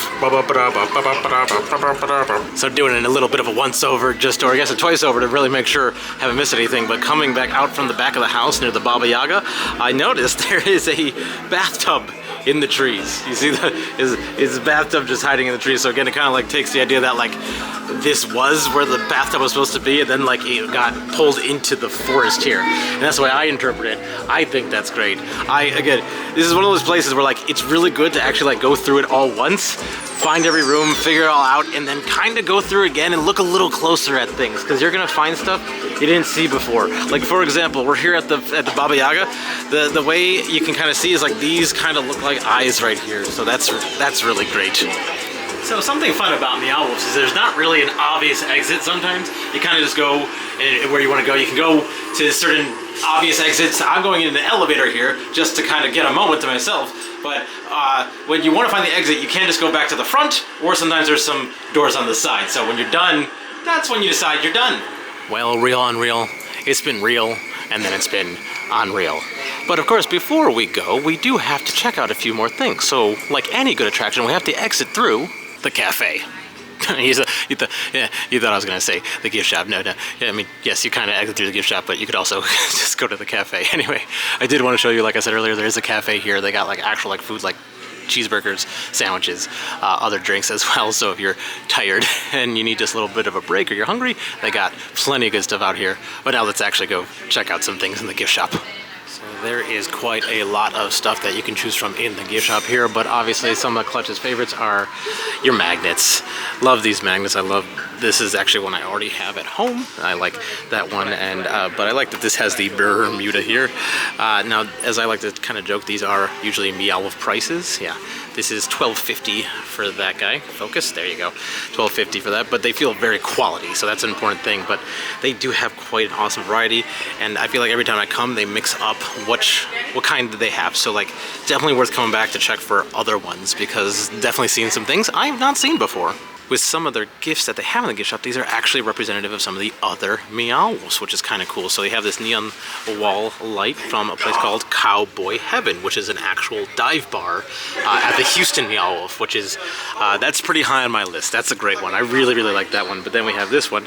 This is Pizza from Pizza Pal's Play Zone, which is probably my favorite room at the Denver Meow Wolf. Basically, Bizarro Chuck E. Cheese, Bizarro Showbiz Pizza Place. Absolutely love it. And then you have here, of course, the original kind of refrigerator, which, just point of fact, the original refrigerator that you walk through at the Meow Wolf in Santa Fe is much smaller than the one here. But anyway, lots of just fun allusions to the other Meow Wolfs within the merch here. So this is kind of neat over here. So there's kind of these mini representations of some of the art we saw inside, and something that always, I don't know how to say it. Like, I wish sometimes there was more obvious credits given to the artists, because this is made by so many different artists, and I feel like they all deserve so much credit. So here you can see that like creature that we saw. It says this was done by Morgan Grasham, and then over here we have what I guess is the it's many O's. Anyway, by Dan Lamb here, in seen in the Globe Aquarium. And so I just think it's kind of neat to see like who did these things, and I appreciate that they have this out here to see that. Also got some good stickers here. So these are either $4 or $5 depending on which one you pick up here. But you got like the real unreal there. You got there's like probably like your best look at the Baba Yaga right there, and then you got your classic walking through the refrigerator there. And one thing I always like to point out in the gift shop when I'm here looking at this guy, this classic Meow Wolf hybrid, is talking about where does the name Meow Wolf come from, because I think it's a fun fact. As far as I understand, Meow Wolf came when they were coming up with the name for the place by putting a bunch of words in a hat or maybe some other apparatus and pulling out two words, and those words of course were Meow and Wolf, and thus was born Meow Wolf. As far as I know, completely true story. Fun fact, you're allowed to actually go in and out of the experience as much as you want. So you can go to the gift shop, get some snacks, come back in. So anyway, I figured I'd come back in here to say thank you for coming along with me as I explored the real unreal. I love all Meow Wolfs. Meow Wolfs are all fantastic. Believe it or not, this is lower on my tier of all the Meow Wolfs. This is one of my least favorites, so I had an amazing time here. So imagine what's like going to the other ones.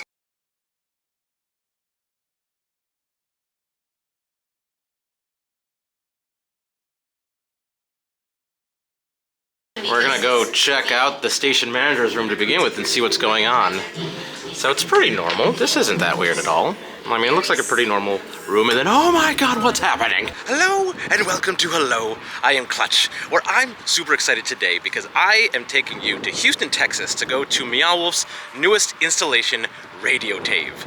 Now, I love Meow Wolfs. They are like immersive, interactive art exhibits in a way where you get to just move through different like worlds and realms and things, and they're all very different, but this one is the only one I have not been to that exists so far, and I'm excited to explore it with you today. So, I've loved every single one I've been to. They're all unique and different with their storylines and what you get to see at them, and I try to keep myself relatively blind when I go to them, so I don't fully know what to expect in here, so you're gonna discover it all with me as well. This is in like an old, I think, warehouse of some sort, so I think it's pretty big, the space of this one, and so I'm excited to kind of check that out. So anyway, we're gonna go figure out exactly where the front is, because I think this is technically the back, so come along with me to discover this. But actually, if you want to stay around till the end, I'm gonna rank all of them, so like I'll let you know where this one falls on the scale, because I love all of them so far, and I'll let you know that once we're done. So anyway, come along with me. So again, I believe this is the back of the whole Meow Wolf. You can kind of really see how big it is here. And it looks like we go down this hallway somewhere way down here to actually get to the entrance. I'm not sure exactly where it is here, where we're gonna actually find the entrance. So it looks like there's some piping and things at the front. So let's go see that. I'm assuming that's where we get in. So on the other side of the whole parking lot area where you can kind of first get to the Meow Wolf, if you come all the way over here, there's kind of this fun stuff out here, but it's like in this old manufacturing building, which gives you just kind of an idea of the scope and size that this might be. Again, never been here before, so I'm excited to actually figure this out. So the entrance is just kind of like secretly like just right back in here. So I thought there might be like a big sign out at the front there, but no, there's not quite. So we're gonna go now and actually head into Radio Tave. So we just went through security here to get this big reveal, and then look at this first hallway here. This is insane. Again, it's in a warehouse, so there's just so much. Oh my gosh, this is huge. The ceiling is so high. That is awesome. So I'm not exactly sure how this one's gonna work, but it looks like we have our check-in right here, and so we'll check in and then we'll keep going. So we just did our entry. This is called Radio Tave again, and it looks like there might be a bit of a pre-show of some kind. That's different for Meow Wolf. Let's see what this is. All right, going into the pre-room-ish area. I have no idea what to expect here. Oh, I think they're gonna, so actually, here's what it is. I think there's an app involved with this one to help you understand the story. And so I think they might just be explaining how the app works. I'm not sure how much we'll do with that, because at every Meow Wolf, there's a story you can follow. Some are done in different ways, where sometimes you get a little card and you boop it to like learn about stuff. And here, I guess you got an app. So let's find out. They give us a nice little spiel about the app and how it worked. It helps you kind of keep track of your rooms. I'll kind of see if I can tell you a little bit about that. But look at this. Ooh. We're going into our first little portal here. Oh my gosh. Ooh. Creepy.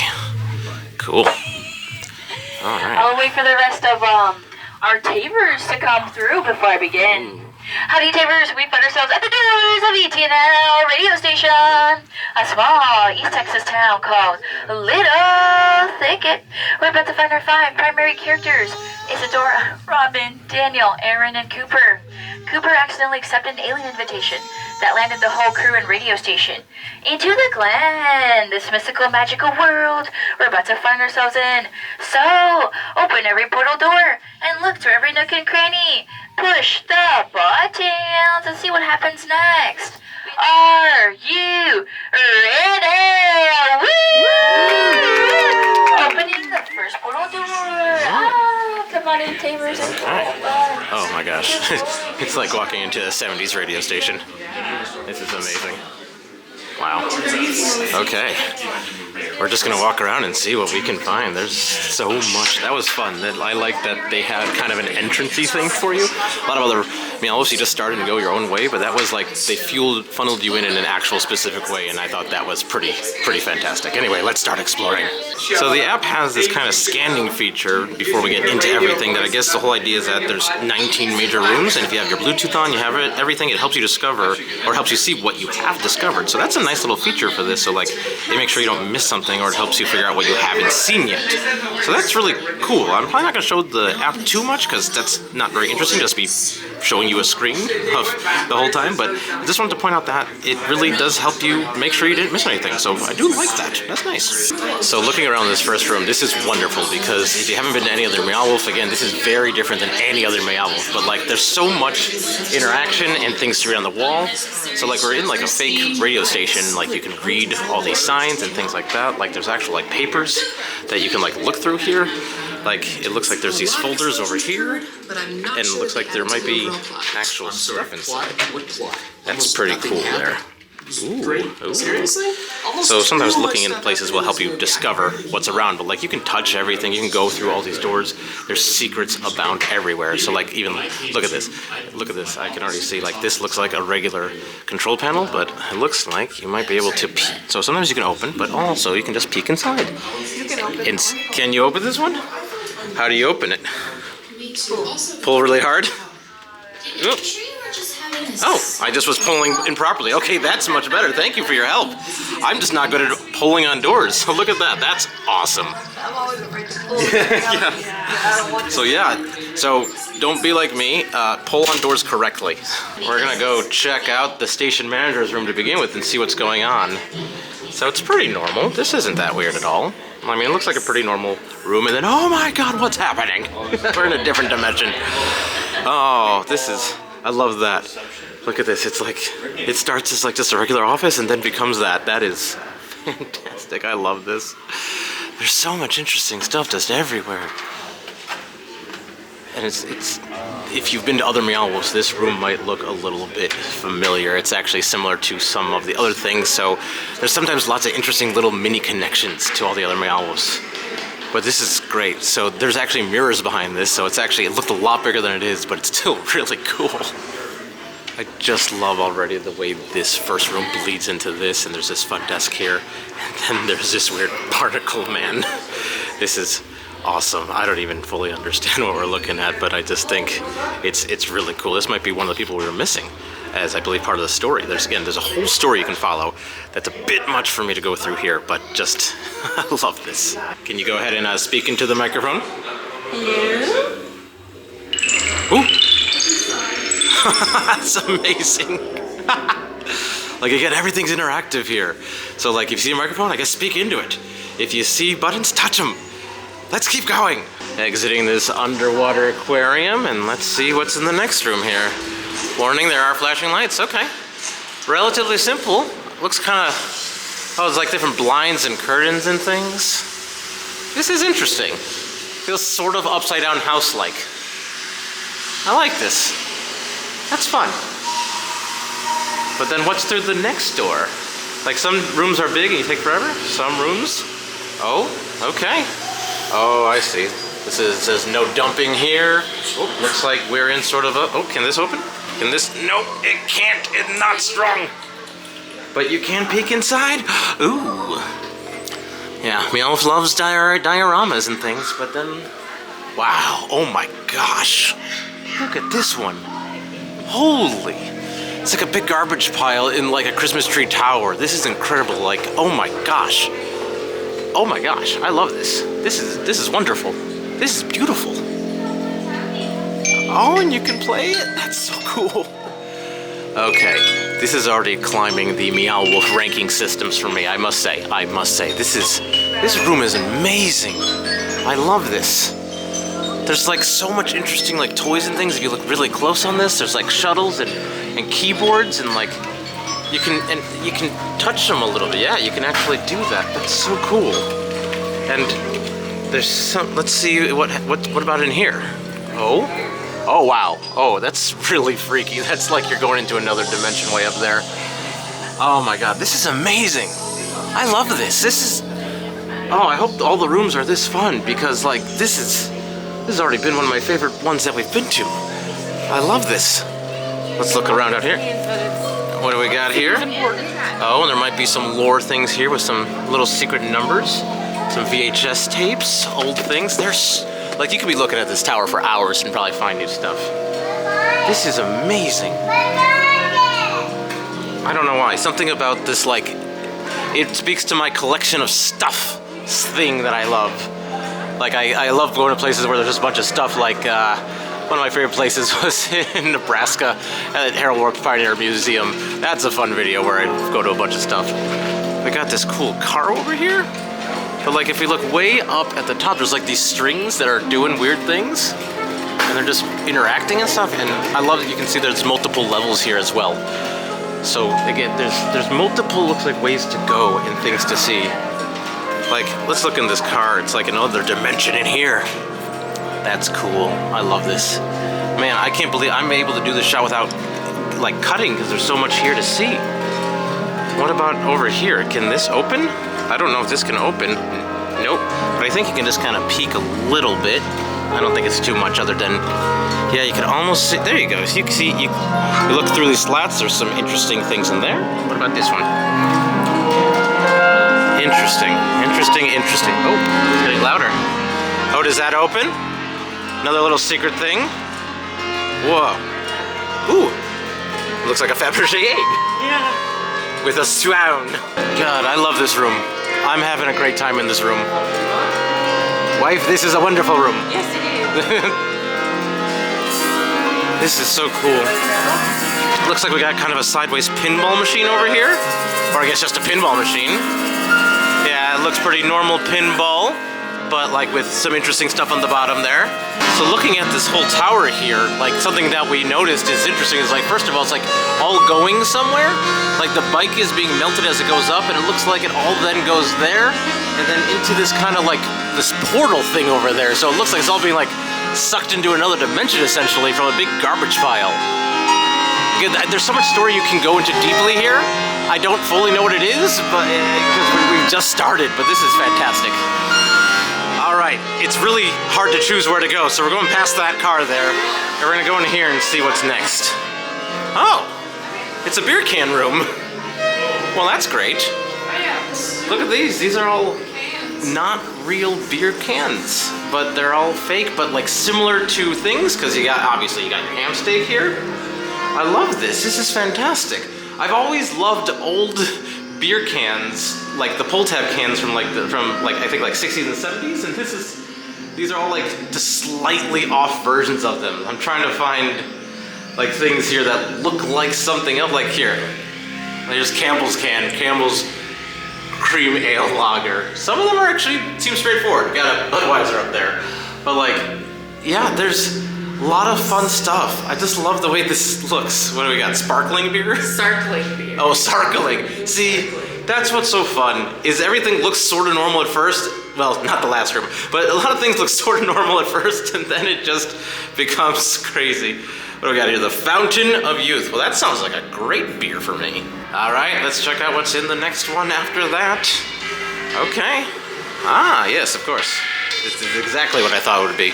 You can kind of peek in and see some weird stuff in there. This is fantastic. Sorry, I keep saying fantastic, but oh, I like this. They got like stuff like melting into it and all. That's cool. So in this back corner of the same place, it's got some more like electrical equipment. It's almost like a DJ thing. Again, you can touch things light up. Let's see, hold to record loop, double click to clear. Hello, I am Clutch. Does that do anything? No. These are fun, though. Oh, we got, again, all these do so. That's an old Nintendo controller. I remember these things. They were like an alternate, like, turbo controller. And apparently now it makes elephant sounds. That's a logical evolution of the product. Small thing I love here is that all the lights in the room, they have it kind of themed with this crimson kimchi. So it's not just regular lights, it's like cans made from kimchi. Got this speaker here. I think it might actually work. Let's see if we can hear something. Breaker, 19, breaker, 19. This is low, I'm Clutch here. Oh my God, we can actually hear that. We can actually hear this. Oh my gosh, we're actually talking to people. Can you hear that on the camera here? I don't even know. Ooh, yeah. Oh, Meow Wolf Radio Tave, all right, leaving that room. Shall we go left? Oh, I think we're getting to like a street area. I love when they have street areas. I'm gonna go to, got a cake shop. Delicious, scrumptious. Oh yeah, we got like an inside street area. This is great. Oh, so they do have like street areas like this in some of the Meow Wolfs. If you've seen the other ones, like especially at Denver's Meow Wolf. I have a whole video of that you can watch and see. But like, it's just, if you know me, I love the inside yet outside feeling thing, and this is great. Like, it's multiple levels, it's dense, there's so much everywhere. So like, it's like I'm overwhelmed, and I know what Meow Wolf is, and I just never know where to begin with this. So like, we're gonna keep walking around and see just like where does it take us. So leaving that room for just a second, that like the cityscape, I think this is kind of their event space, their venue. Just finding it was fun enough. It looks like you can get some snacks at the back here, actually. Oh my gosh, I don't think you can get any snacks in other Meow Wolfs in the middle of them, so that's great. So it looks like there's a whole balcony here and things to go up to, so we'll probably discover that eventually. But yeah, this just looks like a nice event space, and so you can get a snack if you want to. Okay, back in that city, we're gonna go into this. Looks like we got a bit of an arcade. Well, let's see, what can we get today? We can get some legit plasma. I know about that, that means blood. It's a whole, actually, a deep lore thing, but a lot of fun things. You got gender fluid, ice melt, great. And look at this, you got some actual games that I think you can play. Oh yeah, this is a guy who shows up sometimes. Vivet Ludus? Or Lud16? Oh no, yeah, Ludus, maybe? And we got this, so this rat guy, who's basically like, definitely Bizarro Chuck E. Cheese. And so he pops up from time to time in Meow Wolfs. And so we got a game we can play here, where I guess you're a giant cheese ball-ish type thing. That is very Meow Wolf. Got a couple random pumps here. Let's see if they do anything. They squeak a little. Yeah, they just squeak. That's fun. Alright, we got this nice big vending machine here. We got some good drinks here, but I'm wondering if there's anything we can get inside the vending machine. What? What?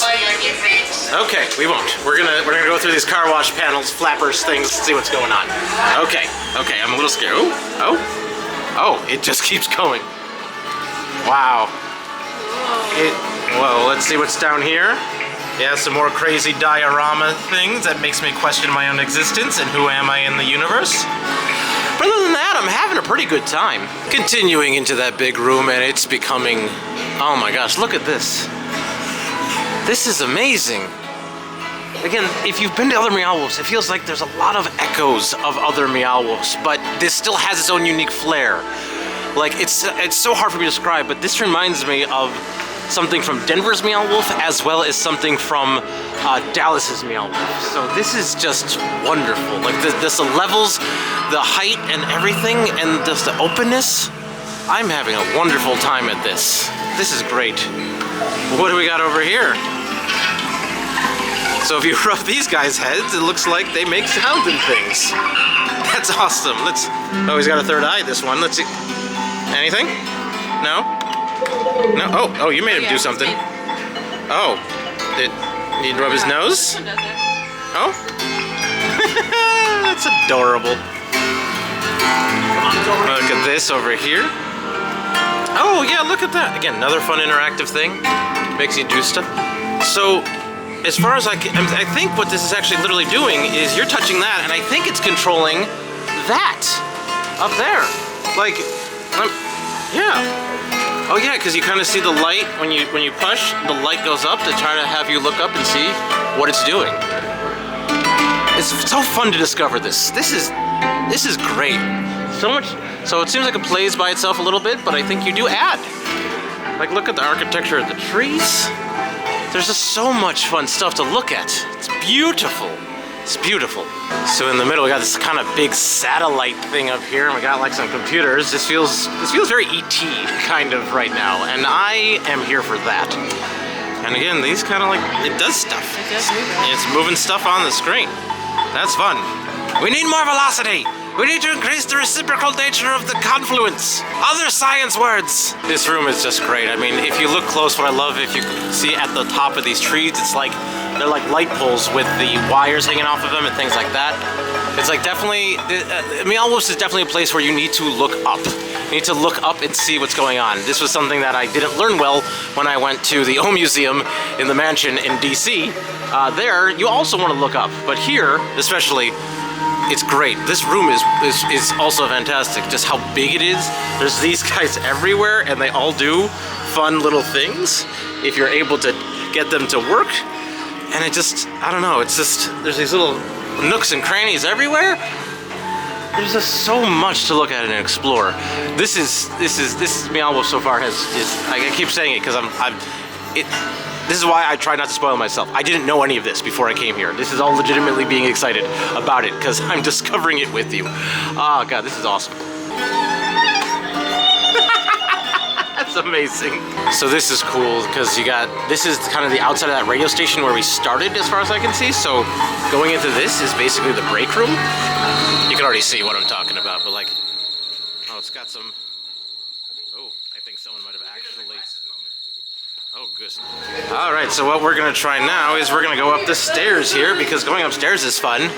Got some fun blocks, so yeah, we haven't been to any second floor part yet, and it seems like there's lots of place that we can go to. So, oh, okay, yeah. So you could kind of see this from below, but now we can see it right here, and it's nifty. Oh, and oh my gosh, you can actually play with that. This reminds me of going to the dentist as a child. Yeah. So there's kind of this hallway behind on the second floor of that room. A lot of fun stuff to see up there. This is pretty much just murals on walls, still very well done, but not as interactive, let's say. But you get into this big room, and now it's just, it looks like a dead end almost. Ooh, that looks delicious. And then we got a door over here. Let's see where this one goes. Okay. Ooh. Okay. And it looks like we got some cactus art. Cacti? Catoxin. We have realized that the cactus is looking at you, and if you sit here and look back, you can have a staring contest that you will lose every single time. We got what looks like a happy cactus here with plenty of eyes, and I can understand being happy with the Meow Wolf here. We do see eye to eye on that one. So leaving the cactus room, and it looks like we are in, oh, kind of looks like the breaker room. Yeah, there's transmitters here of some kind. They're all like weirdly melty. There's like, I like the way it just flows here. And it does some weird things if you touch enough buttons. Oh my gosh, what's happening? Okay, yeah, okay. Maybe we want to transmit that. We want to get that up to get the noise filters. Yep, thank you. Get that going. All right, So this door is interesting because it looks like you can go through it, but it does say, please do not disturb, go around. And I think it might, either it's one way or it truly doesn't work, but you can't peek in. So we'll probably be able to find our way there eventually. But it's interesting to have actually the opposite of a hidden door, a door that you can see, that doesn't work. All right, leaving the transmitter room and coming back out to this wonderful place. Oh, I love this. Oh, this is cool. There's like a little cabin-y thing up here. And there's little, God, I don't know, this feels very Stranger Things, E.T., so much like that. This is fun. Everything's like knobbable. What's this down here? Does this open? Let's see if this opens. This looks like it'll open. Oh, it does. Yep. Ooh. We got a little motion going on. That's fun. I just love opening things and discovering and being like, what's even possibly going on? So again, we're on the second floor of this room. I don't know how to define them, but if you look closer now, you can see there's lots of like weird things up at the ceiling here, which is kind of fun. And then we got these kind of creature things over here that I like as well. It's just, the layers. So this is interesting. There's these headphones that you have. You can see my wife has her headphones on. There's two pairs. And as you move this thing around, this will be impossible to actually explain to you, to show you, but like, as you change this and focus on different parts of the room, it gives you different sounds in the headphones. It's really nifty. So again, you can't get the full experience through the camera at all, but that's cool. I'm gonna take a look inside a Cooper shed here. It looks like a pretty normal shed. There's a few weird things. Oh, I see kind of maybe a little conspiracy theory wanting to believe in aliens. Like all the, something that's interesting I've pointed out before, like again, all the books are like, actually you can go through it, and some of them have like actual lore for you to try to discover. Whoa, what's going on here? I don't know. Can you just, picking up you're trying to pick up things? You can't really see in there. Oh, wait, I can see something a little bit. Not very clear. But you can just interact with everything here, and it's just amazing. And And I love that they like build these little things like you're outside, but you're, again, this is all inside, and I just, ooh, I love every part about this place. So my wife very importantly pointed out something to me. This is not actually conspiracy theory aliens. It's, I should read. That's part of the problem. Look, it says, I want to believe in peer-reviewed, fact-based evidence. That's amazing. All right, we're gonna go through this door now, which is again across from all that. We're gonna go in here, and it looks like it's that place we were just a moment ago. Yeah. So it seems like it's kind of a waiting area type of situation. I see what's going on here. Okay. So yeah, this was the door that we couldn't actually come in, and now we see why we couldn't go through the door. It's because of this guy. Still in the waiting room here. Let's see what do we got behind in these drawers here? Oh, that's not what we expected. That was the third thing I thought might be in there. This is just batty. So you got a desk here where I think you can actually like log in possibly, yeah. You can log in, and this is where like I think you can look at a lot more like stuff to get the story and things like that, and you could spend like hours at these places just trying to figure it all out. Showing it on the screen would just take forever. I wish I had the time sometimes. Oh, and I guess if you have a PIN number, you might be able to do something. What? Let's see. No, let's try it. 8888. Oh, I made a genie thing happen. Ooh, Jackson spells. You'll have to find the code. Ah, that might be part of the fun things here. Okay, well, Clutch is not that intelligent. You got this whole hallway you can kind of go down, but what I like is it really feels like you're in like a music studio now, I guess, not so much radio station.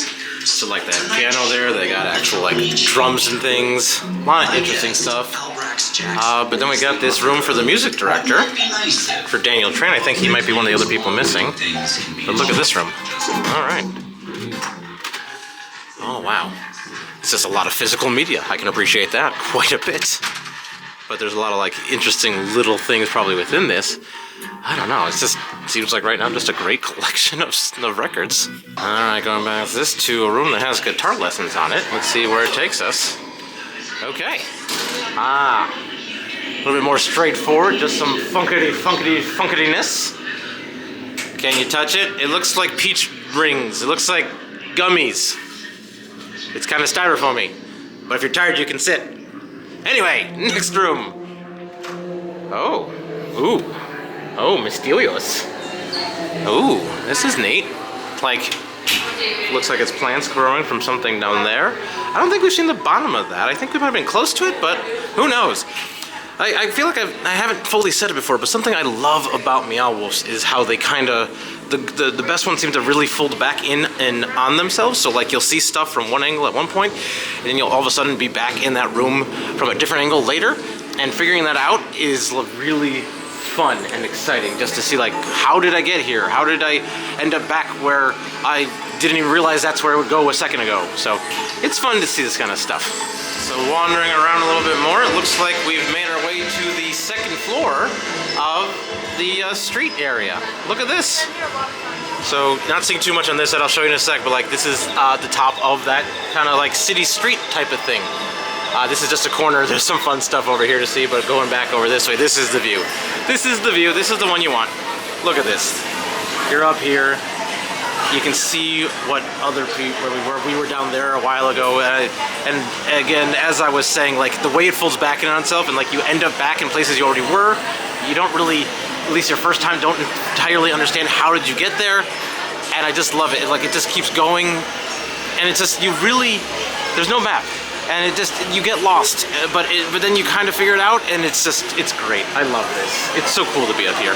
We're now on the second floor of that kind of like event space area, and at the top here, it seems like some interesting colors and boxes. I don't think there's too much craziness up here because it is, I think, meant to be somewhat a balcony for viewing. As you can see, there's kind of like platforms here, but there's still a lot of just kind of interesting stuff to look at.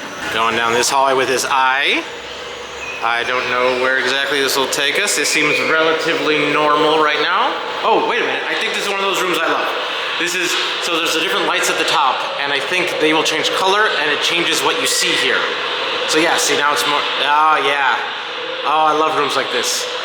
They have these in a few Meow Wolfs as well, where it's just the light changing makes it so whatever on the wall will then have different colors, and like it'll pop differently. And I it seems like simple technology, but I just find that visually very cool to see how that works here. Let's see if we get one more color. I want to get you one more color. Come on, change. Moving on. Okay, here's another random place to go into, and oh, wow, that's cool. Oh, I love this. I can't explain why, but I love this. I love all these pipes. I don't know what this, gosh, just a million pipes and like sounds, and this is great. There's another room like this, I believe at the Dallas one, where it feels like it's just tucked away in a corner, and it's just like lights and sounds. It's so hard to describe, but this is great. I don't know why, this is just mesmerizing, all these pipes. I'm calling this the pipe room. Goodbye, pipe room. We hardly knew thee. And then we're entering the teeth and eyeball monster room. Okay, this kind of feels Monty Python-like in some of the animation. So that's cool. Do we know what that says? Well, we got some, it looks like some letters in sign language, so if you know what this says, if you can speak American Sign Language, please leave a comment down below. Let us know what that says. I feel like this is an N. I think it's R-U-N. R-U-N? Run? This one says away, so that now says run away. I don't think we should stay here. Keeping along here, we're back on another portion of the second floor in the street level. I don't think there's too much actually up here to do, other than give you a few more fun shots, because it's just the elevator right there, but you still can see down there. I don't think we've walked down that particular hallway-ish thing yet. Oh, what do we got here? I don't know if it'll work. Okay. No, it's broken. It's broken. Oh no, it's broken. Ah, Meow Wolf. All right, we decided to take the elevator down to get to that exact place to just check out what we got, because I wanted to see this hallway. Here's the hallway. Let's keep walking. Ooh. Oh, I got like a bunch of breakers here. That's kind of fun. I don't know. I love this. I feel like I'm in the queue for a ride. I love this. This is great. And it's like floor to ceiling. It's a whole cityscape thing. This is cool. So yeah, we were just up there, took the elevator down to just right here, and now what's in this? What's in here? We're still discovering things. This is great. Got a coffee machine. Is it a coffee machine or is it another dimension? All right, going back into this thing now, because I think they fixed the beeping from earlier, so yeah, sorry. So let's see what we got here. We got a pretty fun looking vending machine over here. A lot of weird stuff in there. What do we got in here? Ooh. Did we take this one? Feels like stuff like water bottles and things, and oh, well, yeah, obviously. Look at, I like this toast. It keeps getting longer and longer and longer, and it goes, oh, I bet it goes through. Yes, fantastic. A+ Meow Wolf. All right, enough of the break room. We want to go into the all-gender restroom, apparently. I don't think it's an actual all-gender restroom. Let's see. Oh, okay, it's just a room like this. Sorry, too late. Warning lights, warning lights. Okay, funky. All right. Ooh, it sounds a little like Portal 2 in here, so that's kind of fun. So can you like touch these and do things? Is it doing something? Is it doing something? I don't know. Me one honeycomb. All right, let's see if that does something. Let's see here, and okay. Oh yeah. Oh, look at that. No whammies, no whammies, and stop. Stop. Stop. Slow down. Perfect. Nailed it. All right, out that door, and oh, okay. Okay, we found the bottom of that thing that we didn't know where the bottom was before, and now we found the bottom. Here we go. Remember, I was up there, I was talking to you about how I like how it folds back on itself. This is a perfect example of that. I had no idea how to get here. We have found here, and now it's folded back in on itself. That's so much fun when you just discover a place you saw from one angle, and then you get to it to another angle. And now we're really, really back around. This is back at the start, or the relative start. So we're back at this wonderful, incredible room. I love this room. Anyway, let's see how we get out of this one this time. All right, we're gonna try going up the stairs this time to see what's up. Oh, I never saw this in the corner. That's pretty cool. I just like, oh, it's like little like, almost, I don't even know how to describe it. It's like turtle dinosaur things. Anyway, up the stairs to the second floor of this beautiful, beautiful place to see what we have. Oh, okay. What is it over here? Oh, we got like chairs sinking into the ground here. That's so cool. Why is that so cool? It's like so simple, but it's so cool. Oh jeez. But like looking closer at the wall here, like first of all the music is awesome, but like it got this like bizarro gumball machine that's like morphing and such, and then a lot of this is like half in the wall, half out of the wall. It's upside down. It's just, I don't know. I've talked about one thing that Meow Wolf feels like at times to me is like walking through a dark ride. Coincidentally, Meow Wolf actually has a dark ride that is not as good as this, but this is still fantastic.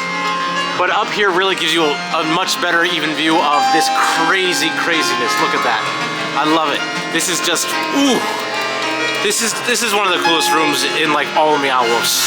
All right, another secret door in here, and oh, okay. I see. We were on top of this before, so that's not too much. So yeah, we've already been to this part. I think we're starting to have seen most of the stuff, but I think we still have a few more rooms to find. So we are getting to a point where we're trying to just figure out what haven't we seen, and we haven't technically gone into the studio room, so we're gonna do that, see what that's like. And like people can talk in there. Got some books and some kind of neat stuff. Oh, I like this though. I like this disco ball that's melting over the side. That's cool. This is fun. Oh, more fun things to listen to and figure out what's going on. So there are like multiple microphones in there, and I think there might be something that if you all talk at the same time or do something, something might happen. But we're not going that deep with it today, but just wanted to show that to you. All right, going to the other side to the control room of the radio room just to check out. It's a bit busy in here,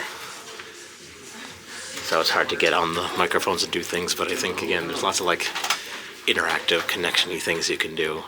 It is very quiet in here, so I have to be a little bit more quiet. But yeah, it really does, they built it like a radio station at first, so this is, I love this. So we got this board here, it says do not touch, Cooper is working on it, but you can move that stuff, but I want to see if there's something in this fridge down here. Let's see. Oh, of course there is. Oh wow, that's cool. It's like a whole city. That's fun. Alright, and from that control room, we're going down this hallway to the stairs. You can kind of see in where we were before with that like underwatery thing. Oh, I think I know where this is taking us to kind of that waiting area, I think, and hallway that we saw before with the piano and stuff. It honestly just feels like you're in an office building, but it's, oh, this is great. Yeah, again, it's just circling back on itself. I see. Yep. Yeah, here's Studio 2. We haven't been in this room yet. So let's go check in this room. There's a whole piano and drums and things. Look at that. Whole piano in here. How'd they get it up here? Honestly, when they must have built this room around that piano, or I don't know how pianos work.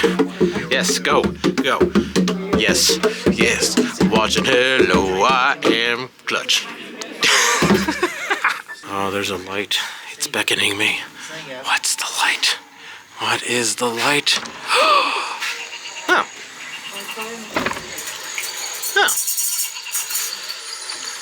I don't know what I expected. At the back of that room, looks like we have a recording studio in here. Let's see what's going on. Ooh, let's see what's going on in the microphone here. Hello? I am Clutch. Oh. How do you do? Please state your problem. My problem is I don't have a lot of time to edit my videos.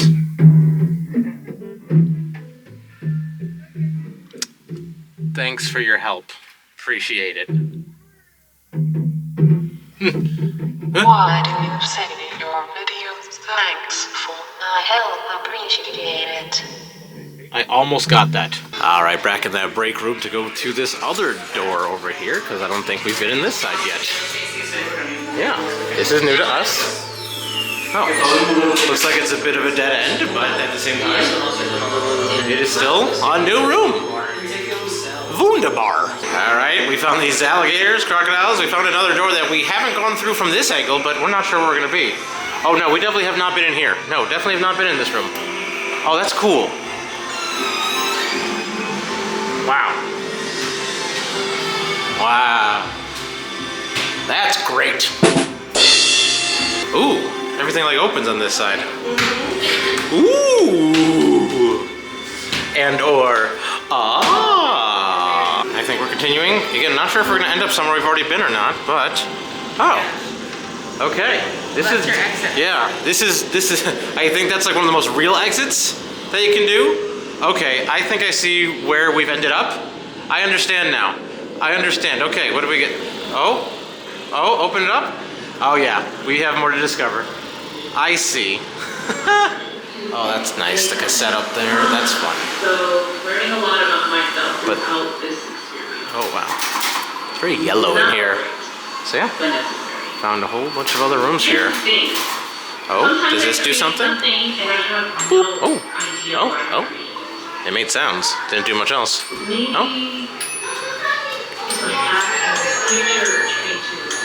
Oh. Okay. Oh, door's closing on me. Okay. Oh, we're in Nocturne Alley. Oh gosh. Oh.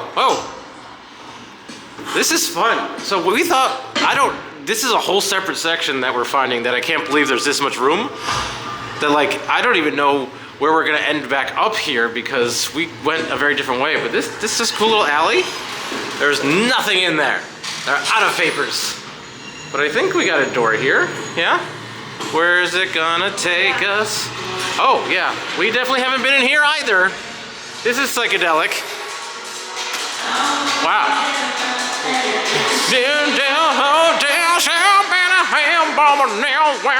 Ah, yeah. DJ booth. Let's see. Wicka wicka.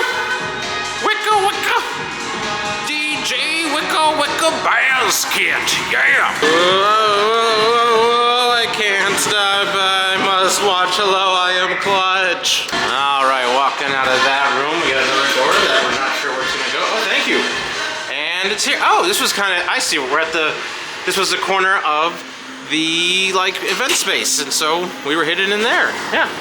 So that was secretly right there. You'd barely even notice that one. All right, so now we're gonna actually walk into Cowboy Heaven, which is our, I think, legitimate actual bar they have.